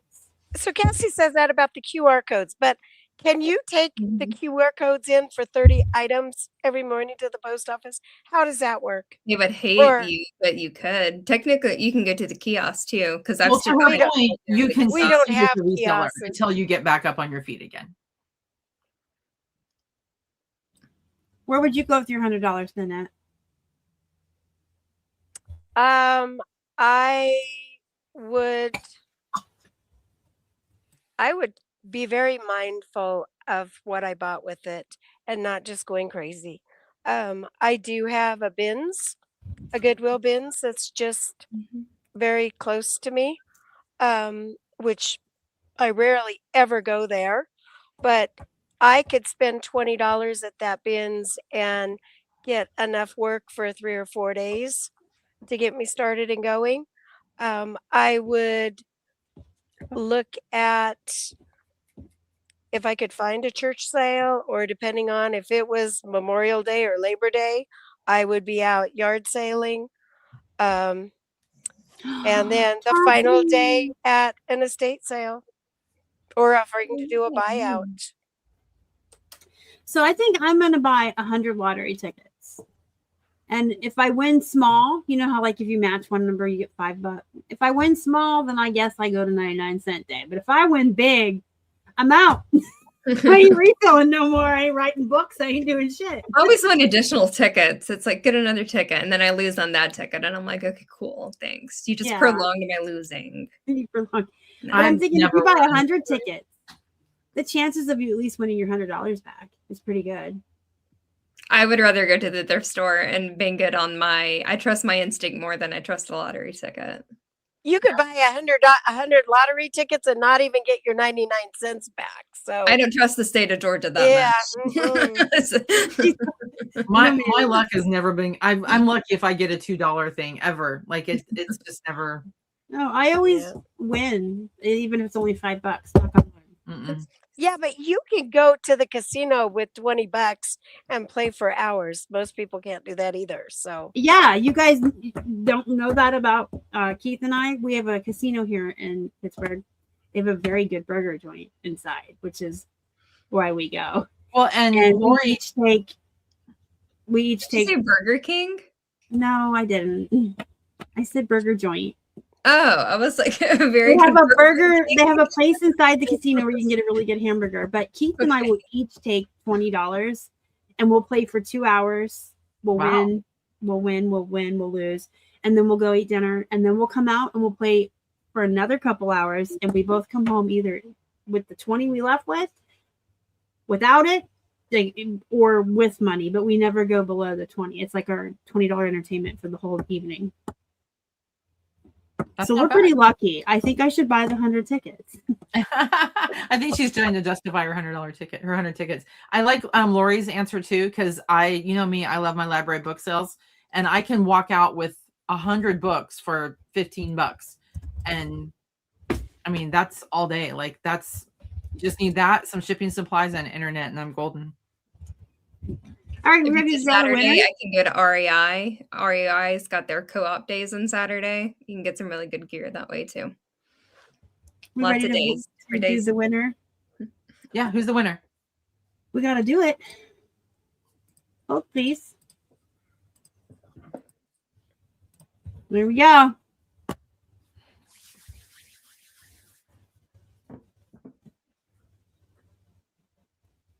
Did you enter your own contest? No, I didn't That was think I Lori. Meg. did. Meg, Congratulations, Meg. 5209. Meg. Congratulations. yay! I don't think I typed hashtag HIPPO into the chat. I did, to give them the example of what they needed to type. I did. Oh, okay. Meg, you won. Yay. Meg 5209, you won. Do me a flavor. My email is in the chat in a second. Shoot me a message. Make your title all caps. I won the gift card, and I will shoot you a photo of your PIN number. Congratulations. You now have 10 extra dollars. You can either go get 10 things on 99-cent day or 10 lottery tickets. Choose wisely. It's an eBay gift card though, right? Right. It was a joke. Lottery tickets on Oh, eBay. okay. So People might I sell went- lottery tickets. We don't know. So I Probably. went to our we have, it's called a transfer station. So if you have to take your own trash in, you take it to this big building that you wait in line, empty it out of your car. Then they have bulldozers that push it from this building into trucks, and they transfer it down to the places where they bury it down the hill. So it's called a transfer station. But at the transfer station, they also have a building there where you can drop off furniture or books, clothes, whatever. They have a building and they sell it like a thrift store. And so you're reducing, recycling, reusing, you're keeping it out of the landfill. And at times I have gotten, that's where I got that first edition Nancy Drew book that will sell for probably $4,000. What? When yeah, That's I what I'm looked up taking when I can yeah, pillage. Thank you. and I have gotten many, many first edition signed books and things there. And depending on who's working, sometimes I can get a whole shopping cart of books for a few dollars, and sometimes they want to charge me $1 a book. So it's a big difference on who's doing what. I think That's about all those, crazy. like I had dozens and dozens of Nancy Drew books when I was little. I loved reading Nancy Drew and Hardy Boys and all that. And I'm like, if I had just saved, I mean, I didn't save anything. I had all the Barbies. I moved every year growing up and nothing was saved. Well, And this was a 1932 first edition, the second number 2 in the series. And if it was signed, it's worth a minimum of $10,000. But when you look at this book, when it's not signed, but when you look at this book and you look at the dust cover, it looks like it's a book that was made in the last year. It's unbelievable the condition that it's in. that's awesome. But there I found a $10 lottery card winner there.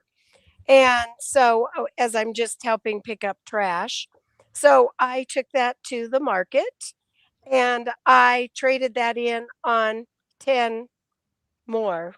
And instead of taking the $10 cash out, and I ended up with 0. So yeah, I think if I had it to do again, I would take the money.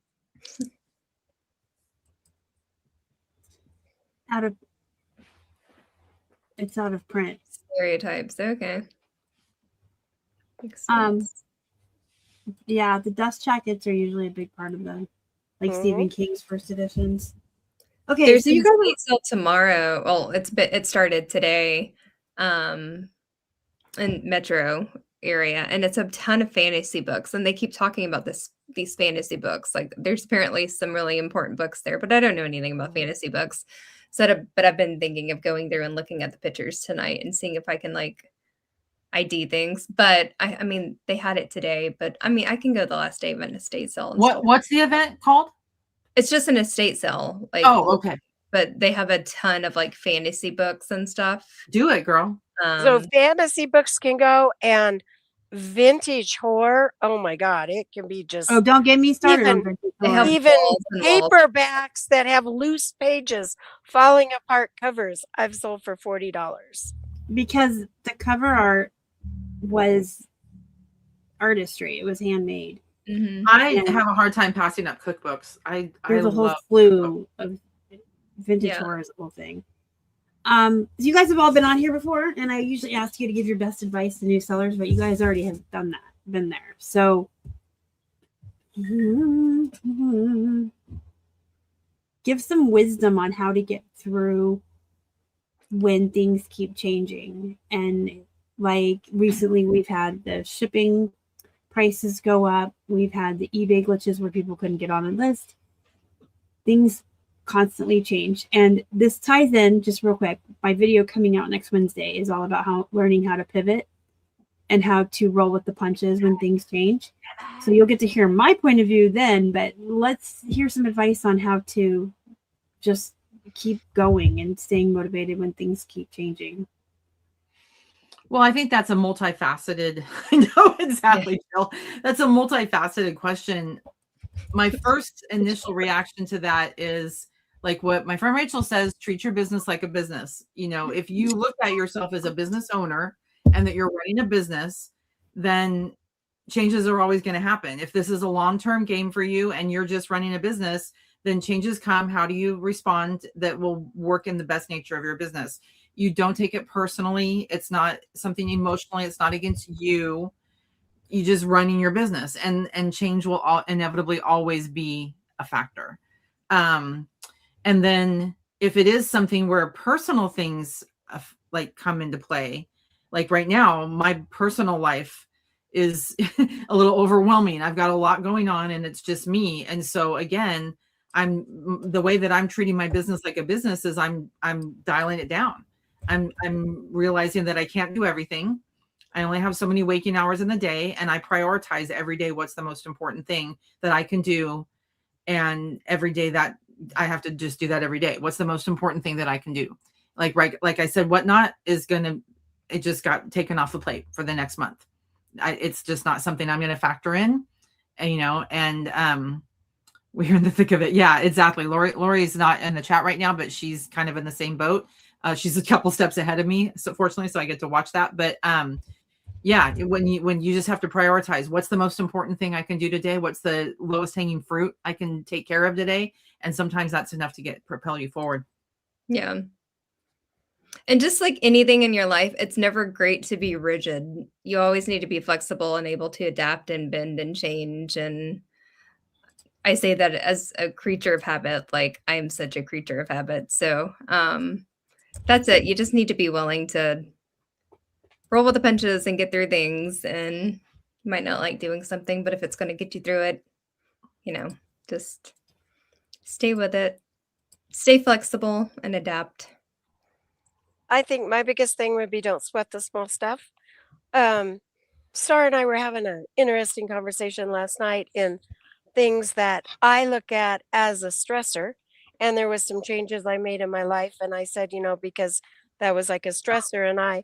And she was like, she doesn't consider that a stressor. That's more like an annoyance, or I can't remember your word or not. So I think different things are different for different people. But I think your priorities, those things. And I also look back to whether it was, when I was working retail or when I was working as a nurse. I mean, when you had downtime and you weren't busy at work, that's when you cleaned and that's when you did the things that you put off. And so I think it's important at the times when maybe we're not as busy shipping, which is what we'd all love to be doing, is shipping over everything else because that means lots of sales. Then it's doing the priorities of and doing the housekeeping of looking at the inventory that's fallen off or what needs to be reworked and those things. So yeah. And I was just reading the comment there. I mean, your life can change. I think Star knows this with Keith. I know this with my husband. I mean, obviously with that vertigo and the brain tumor stuff, I mean, your life can change overnight, and you have to be able to pivot and not sweat the little things, and to figure out the priorities and how to work with them and where to go from there. And how great that we are in a business where that can adapt. Yeah. You only report to yourself and your shipping. That's a great thing to have. So I will just come on the heels of Nanette saying not to sweat the little things and kind of address our conversation last night too, because that came up today with Keith. And I said to him, do you think I don't worry about stuff I should worry about? Because my friend thinks things that I think are just whatever are stressful. And he said, no, I think that you have the ability to look at the really big things in life as the stress, and anything else is just whatever. Like, because of, not to get too personal on the channel, but a lot of the things that I've been through in my life, having to put whatnot stuff away that didn't sell is really not a big deal. So it's putting it into perspective. And I understand that everybody has different stressors and different anxiety levels, but that's really good advice. When something happens to you, just stop and think, in the scheme of things, is this a big deal? Is this going to matter in an hour from now? Am I going to care that I had to put this stuff away? Or is this like a health issue that will matter next month, So try to like prioritize how you look at stuff too. Something that seems like a really big deal, like, oh my God, shipping's going up again. What do I do? In the grand scheme of things, people are still going to pay shipping for what they want, right? So just try not to sweat the small stuff. Don't make mountains out of molehills. But if your anxiety is like not making sense in your brain, little stupid things that are like so insignificant to other people, they're going to be like, what? So also don't beat yourself up too much. If you have a freak out or blow up or something, like have it. And then you're like, all right, okay. Give yourself grace. It's important. And give yourself permission to cry and scream when you need to. Because the things that I freak out about, my parents, I need to make a phone call tomorrow that they're like, oh my God, just make it. And I'm like, you have no idea like how much strength I've been having to like prepare to make this phone call. I know it's going to be stupid. And it's a follow-up I don't part. like calling people on the phone. I'd rather stick a screwdriver in my eye. Right? I hate making phone calls, not to like my phone friends, but like to deal with anything. I'm like, can't I just go online and just do it there? Right. So why do I have to just don't call? wanna talk to anyone. Kind of like what you guys were saying. Like, I'm a big planner. I'm a big organizer. I've got the calendars. I've got the weekly charts, the daily charts. I'm a big organizer in that respect. But sometimes at a certain time in the day, especially later on in the day, and if I'm really brain tired, I just have to say what needs to be done today. Like, what do I have to do today? Yeah. And if I just do that and give myself grace, like you said, to just do only that, and then the rest of the night I can just like, veg out or, watch TV or do something that's not productive and maybe not a good use of my time, but I just didn't have it in me for that day. Mm-hmm. I did get done what needed to be done. And then I'll start again tomorrow with a fresh eyes, fresh energy. Yeah, I call those low energy days, and I talk about that in a lot of my videos. By the way, if you aren't subscribed to this channel, you really should be, because this is a lot of what I talk about, especially in my Wednesday videos. I do a lot of motivation and organization on Wednesdays, and I specifically talk about this all the time. You can have a low energy day. You can wake up and say, I had to make a phone call that was hard for me. My back hurts. I have a headache. I just feel like shit and I don't want to work today. You can do what you need to do. And then the days when you wake up and you're like, it's a good day, I feel good. Those are the days you really pound it out and ground it out. But yeah, you can have crap days and it's okay. Mm-hmm. Just do what you need to do. I think shipping is the most important. And then listing. Yeah. You have to ship, especially sure. if you're on eBay. It's very important to maintain that and not get yourself into a trouble where you're going to be held accountable for that. So shipping, first, and like she said, listing to keep your money coming in. Yeah. But schedule your listings out so you can take a day when you need to. Yeah. Well, and I also think sometimes it's important to look at the end result.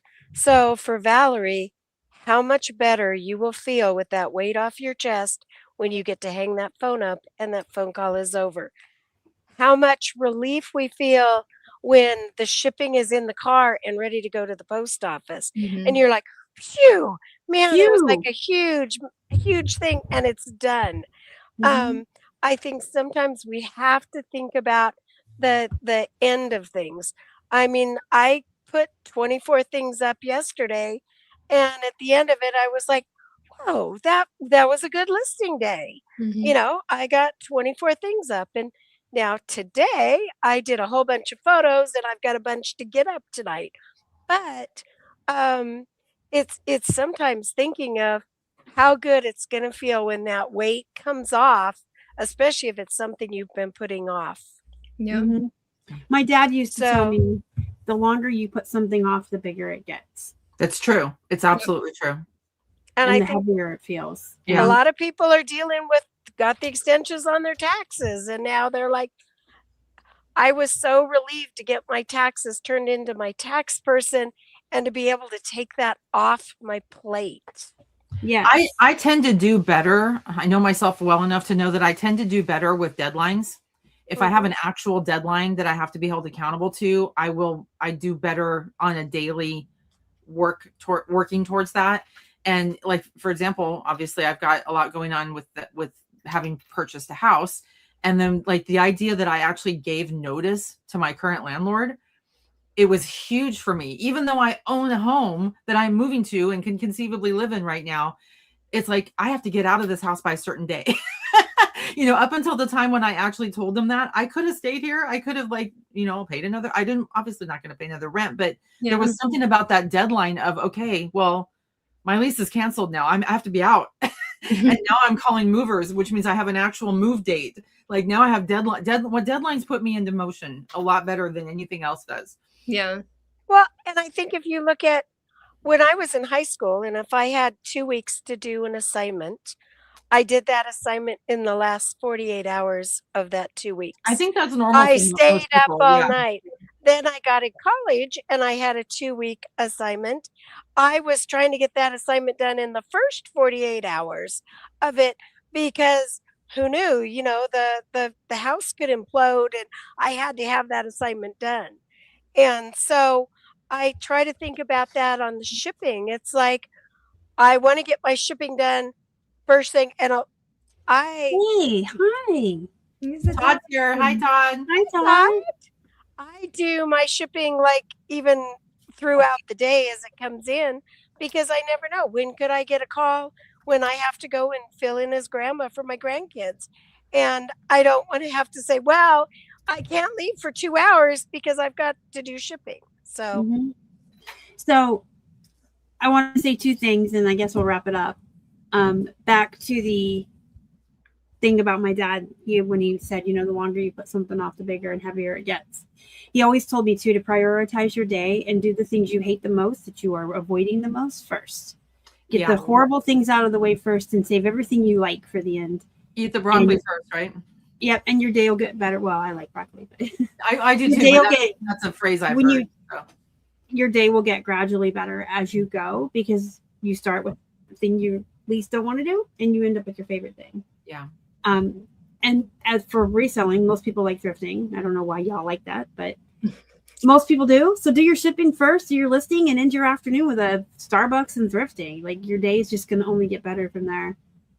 And then I wanted to say something to Todd. Like once in a while, it is okay to grind really hard. If like you're in growth mode or you need money, there's a lot of reasons to grind really, really hard. But when you're done, I think you should probably take a weekend, extended weekend off if you can. Because once you get burnt out, though, there's no coming back unless you take time off. I can tell you from working 7 days a week, 12 hours a day in the beginning to build this business. Once you're there, it's hard to come back. So well, and Todd, are you going to eBay Open in San Diego? Tell her no. No. Ebay's planning. Yeah, so yeah. Hey, look, she's shipping now. And Todd's here. We already said hi, but I'm excited. Hi, Todd. When are you coming back on the show, Todd? Cheryl's shipping now. Good job, Cheryl.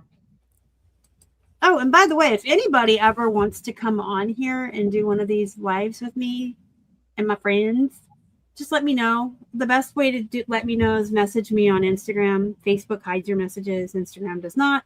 Some of us have chickens. Some of us have chickens and a garden. I want to have my garden back and my dahlias. My dahlias are growing though. My city dahlias, they're doing good. Oh, good. Hey, you know what? Let's end this with you just saying what you do for your escape, for your relaxation. Because I always harp about work-life balance. So what do y'all do to balance? Well, under normal circumstances, I love being a crafter, arts and crafts. I love to do scrapbooking, stamping, card making, mixed media, all that kind of stuff. And I also love gardening, and I love I have a lot of loves. I have a lot of loves, but that's really what I've been putting time into. I love like movies and YouTube TV, just for relaxation. I used to love baking, but I feel like I haven't done that in a really long time. I'd like to get back into baking and cooking. I need to get my starters going again. Hiking is my big one. And when I lost my 2 other puppies that I used to go with all the time, I kind of stopped, and I've been slowly getting Cora back out. So that's my big thing I want to do more of this year. When I'm outside, I'm nicer. I'm more me. So That vitamin D yeah, absolutely. It makes a and huge fresh difference. air. It Yep. does do wonders. And the mental chatter. It Mhm. shuts up when you're forcing your body to do things. That's the funny thing. Like if you go with me hiking, like I kind of bitch and complain a little bit on the incline. And then after I'm like, yeah, let's do it again. I can't wait. And then you complain the whole time. That's part of it though. That's the mental, like beating up your body. So yeah. Todd, I was happy to see your message there. So I look forward to seeing you there. Mine is a few hours of anything with my grandkids, whether it is coloring, whether it is shopping, whether it is watching them on their bikes, whatever. Um, I don't necessarily want a whole day if it's all about me, but a few hours is just the best thing in the world. And I'm that way with my kids too. I mean, they're grown adults, but I just, being able to walk in and hug them and spend some time with them is just, it just makes my whole world worthwhile. No. And then as soon as the tantrums and the whining starts, all right, well, we gotta head out. There's Mommy. Bye. My first and foremost love is reading. I love to read. Reading. It's always a priority. But I also love to cook. I love cooking. Cooking is a big stress reliever for me, and it's how I decompress. And I love, like, at the end of the day when I'm done reselling and I quit, or even if I'm coming back on, like Friday nights and Thursday nights, I'm on here. Friday nights, I'm on 10th of May. Thursday nights, I'm on here, and I do the whatnot. But I know I'm done for 4 hours, and I'm coming back this evening. But I leave my office, and I go cook, and I just decompress while I'm cooking. It's if you don't like cooking, you don't understand. I know people who hate cooking are like, what are you talking about? Cooking is stupid. It makes me stressed out. No, I love it. It does require you to be very mindful. You know, you really do have to focus on it, and be present. Yeah. And especially if you want to learn to cook well and you're trying to improve skills or do something new with cooking, you are forced to be present, like you said, be very mindful. And that's nice because it does allow you to escape for everything else that's going on in your world. I love to cook, and it's a nice way to end my day. It's a nice way to decompress. And you physically have to escape. Like I can get a lot of things done in this office, all different kinds of things. But if you want to do cooking, you have to leave and go into its own room. And there's something nice about that. Yeah, I really enjoy it. And yes, dogs are therapy. Here's my therapist right down there. My little therapist. Did I mention that I love reading? I do love movies, specifically horror, thriller, just like my books. And Huckleberry. Yes, so I was about to say my neighborhood friends. So I have woods in my backyard, and I feed all the animals. I have everybody but a possum. I haven't seen a possum yet, but I've had a raccoon, groundhogs, chipmunks, squirrels, all the birds. I have cats that I've made friends with. One's named Huckleberry, and she goes on my walks with me. I have a friend named Audrey. She's a Yorkie Terrier who wears dresses. But yeah, I do like going outside. Like Valerie was saying, I go outside, I can just hear the quiet and the birds singing, and they're all eating the food I gave them. And then when Keith and I go for our walks, it is uphill, so I get it. As we're going up the hill, I'm like, and then when we're coming back down, I'm like, oh, that feels good. You want to do another lap? Let's go again. Yeah. But we live on a dead end street in the middle of the woods, so it's peaceful and quiet here, and it's really a way to reconnect. So you guys should all go outside and get some fresh air and some vitamin D, and go touch grass. Go touch grass, and if you can get into somewhere where you can hear nature and it's quiet away from the world, like thankfully that's my neighborhood. But Valerie drives away and hikes and stuff, so I'm jealous. I want to pop the one animal I have not been able to entice here. I've even had a raven or crow or whatever he was visit, but I don't want You got to come to Texas. You can see armadillos. Yeah, there are possums everywhere here. Well, there's possums at Keith's grandma's house, which is 5 minutes up the road. She's hogging them because she puts out cat food. Yeah, they do like cat food, like the raccoons. Nancy, where are you at that it's storming every day? That's Susan. Probably in the Midwest. Oh, Susan, I'm sorry. Where's Susan at that it's storming every day? Missouri, Kansas has been getting pounded lately, man. Oh, I think she did say she was in Missouri, right? Or Mississippi. Well, she was talking about Katrina, so that's like Louisiana, right? Wasn't Katrina in Louisiana? Okay. Mississippi. Yeah. Hey, my aunt or my aunt. Oh my gosh, I want it. Bring it here. It's been raining here this past couple of days, but it's been very light rain, not thunderstorms like we usually get. We've been having bad storms rolled through last night. Woke me up in the middle of the night, but we needed it so bad. It was beautifully sunny and 85 degrees last Saturday in my George Strait concert. It was so perfect. All right. Well, we've told you what we do to unwind and help us relax and just kind of get away from it all. So make sure you find something that you can do. It could be whatever. You know, some people knit. Put it in the comments.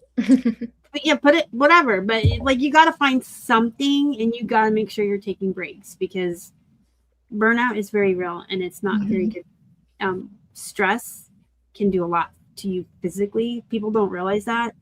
But when you're stressed and you're burned out, you think it's just like a mental tiredness. You can actually raise your blood pressure. You can cause strokes, heart attacks.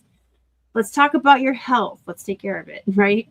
No, you're not kidding because sometimes I'll just go throughout my day and I find that I can't make decisions and then I just kind of check out. It's like, well, I don't want to do anything. And that's me kind of getting stressed out is when I get a little, what is it called? Decision fatigue or something where I just don't want to do anything at that point. And I sometimes I can get away with that, you know, but right now I can't. Like clock's ticking. I have so much I have to pack. I have so much I have to do. I have to keep working, you know. So I got to kind of white knuckle through it right now, but I totally understand that. Yeah. But you can still take a break every hour for 5 minutes. Get a drink of water, sit down, relax. There's ways to work in breaks even when you're grinding it out or having to work really hard. Doing different things helps. Switching gears and doing something different helps me too. Time blocking. Time blocking. I do a lot of that. Time blocking. Well, hey, guess what, guys? If you want to see more of us hanging out and talking to each other and want to hang out more in the chat and talk to us, you can do that tomorrow night at 8 p.m. Eastern at a different YouTube channel, which I'm about to put in there. There it is.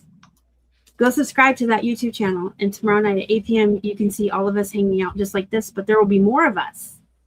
We will have even more of us. And you can see the behind the scenes of how we photograph and list and what we talk about. When we're not like serious business answering questions. It's more relaxed. But you know, we talked about this a little bit in terms of us hanging out, but coming on Friday night also provides accountability. So if you are in a position where, gosh, you know, I haven't gotten much done this week, come hang out with us on Friday night and just give yourself a challenge for the next hour. I'm going to list 5 things, or I'm going to clean my office or restock my shipping station. Give yourself a task and use that time for accountability. I do that. End your week on a high point. Susan wasn't here when we were talking about that channel. Yeah, so we have a hangout every Friday for 2 hours where everybody works. The chat works, we work, everybody talks, reselling, and just kind of, it's like this, but more relaxed. And I'm usually off over there taking pictures and everybody's working. It's pretty cool. And I've extended this to other people too. But if anybody wanted to come on camera with us, you could, if you're comfortable with that, or you can just stay in the chat. Show us show us a haul you brought in. Show us some show and tell. Tell us what your commerce plans are. Yeah. Ask questions. Or ask questions. Get help. Or just tell us always, just get some work done. Yeah, and we can always share our screens and teach. And we do have a lot of years of experience combined. So if one of us doesn't know, chances are one of the other one will. So I was about to say, and show us your animals. Yeah, Lori said, show us your pets. We love that. Yeah, I, for one, live vicariously through everyone else. I'm in between hamsters right now because Chandler passed away, and I'm working my way to get a new one probably next weekend for my birthday, but I have to make sure I'm ready. Like, hamsters don't live that long, so I have more experience with it than people with pets that live longer, but it's still tough, you know? But anyway, I need to see everybody else's animals. I'm about to drive Toby to you. You're gonna wake up and he's gonna be sitting out there. He's gonna be like, "Hi, girlfriend. See my toes? See my white toes?" That other lady dropped me off here. She said you're fine. I'll leave his rope and his toys out there too. We'll be fine. So hopefully we'll see everyone tomorrow night. It'll be us plus a few more, and kind of like this, but more relaxed. And come back next Thursday because I have a very special guest. Oh, Her name is Trish. And she's coming on to announce something. Some traveling she's doing with her friend Vicky. Oh, yes. And it's also my birthday weekend. It's my birthday month. We're going to celebrate me all month. I will be giving away a free month of List Perfectly. What? What? Yep, I'm giving away a free month of List Perfectly. You need one of those. Or just have me. I can be your sound effect noise. Lori's coming on. She's loud enough for everybody. I want to mental this perfectly. Dang. I think it has to be. I'll ask Trish. I think it has to be someone that's never used it before. Is Vicky gonna come on with her? But is it for Vicky's? Her and Vicky's. It's for her and Vicky's. Yeah, no, it's just gonna be Trish on the show. Okay. But on May 28th at the Spring Seller Check-in for eBay, the online Spring Seller Check-in, Trish, Vicky, and I will be having a room together to teach you about the tools that we use in our reselling business. Well, Susie and I are gonna be your competition. Oh no! Why do you I'm look gonna so have my cute? Susie glasses on. What is your guys' topic? The difference in like full-time and a part-time and how she runs hers and like how I do mine. Cool. Yeah. You guys can pop in and out of both. I'm never gonna quit. I'm never gonna quit. I signed up for every free piece of food and drink in the tri-state area, and it takes me all month to get through all my free drinks and burgers and free gas and everything I get. I love it. I just I forgot today was the end, and I forgot I did not use my freaking discount at Ace Hardware, and I'm so mad. I was going to go get a new plant. Oh. But Yeah, because that plant behind you really looks like it needs some water or some minerals or something. you know what? I'm Nanette? really worried about it. So this is how Friday nights go, by the way, guys. We do the Midwestern goodbye. We've been trying to close this The out. For soil about is 45 damp. minutes. My fingers in the Talking. soil. We do the Midwestern goodbyes at 10th and Main. That's true. 2 hours later. This plant is fine. It's wet. The soil is wet. Star It needs- needs it to needs to stand move up it. and say, well, it's been nice. Listen. All right. This is what you do. So it's been real nice seeing y'all. We're going down did the I tell sidewalk you now. about? Did I We're tell you? walking down the sidewalk. Everybody's. Wait, you stand there with your hand on the doorknob for like half hour. Now, then the car doors open and you prop your. Yeah, and then you move to the car. And then my dad goes and then he starts topping off my tires. You need air in your tires, and it's a whole new thing. Okay, And see, people are I telling am us the good night. opposite. Even with the grandkids, my kids, it's like when they're going, it's like, I hate goodbyes. Just go. Get out of here. Just go. Bye. All right, I'm going to end it here. Thank you so much for joining us. If Everybody. you're watching the replay, we appreciate you too. Good night. Always make sure you subscribe to this channel because it helps me feed my hungry hippos. And hopefully we'll see you tomorrow night at 10th of Main. And find your work-life balance. Can't say that enough. And thank you, ladies, for coming on. Thank you. Always. Bye.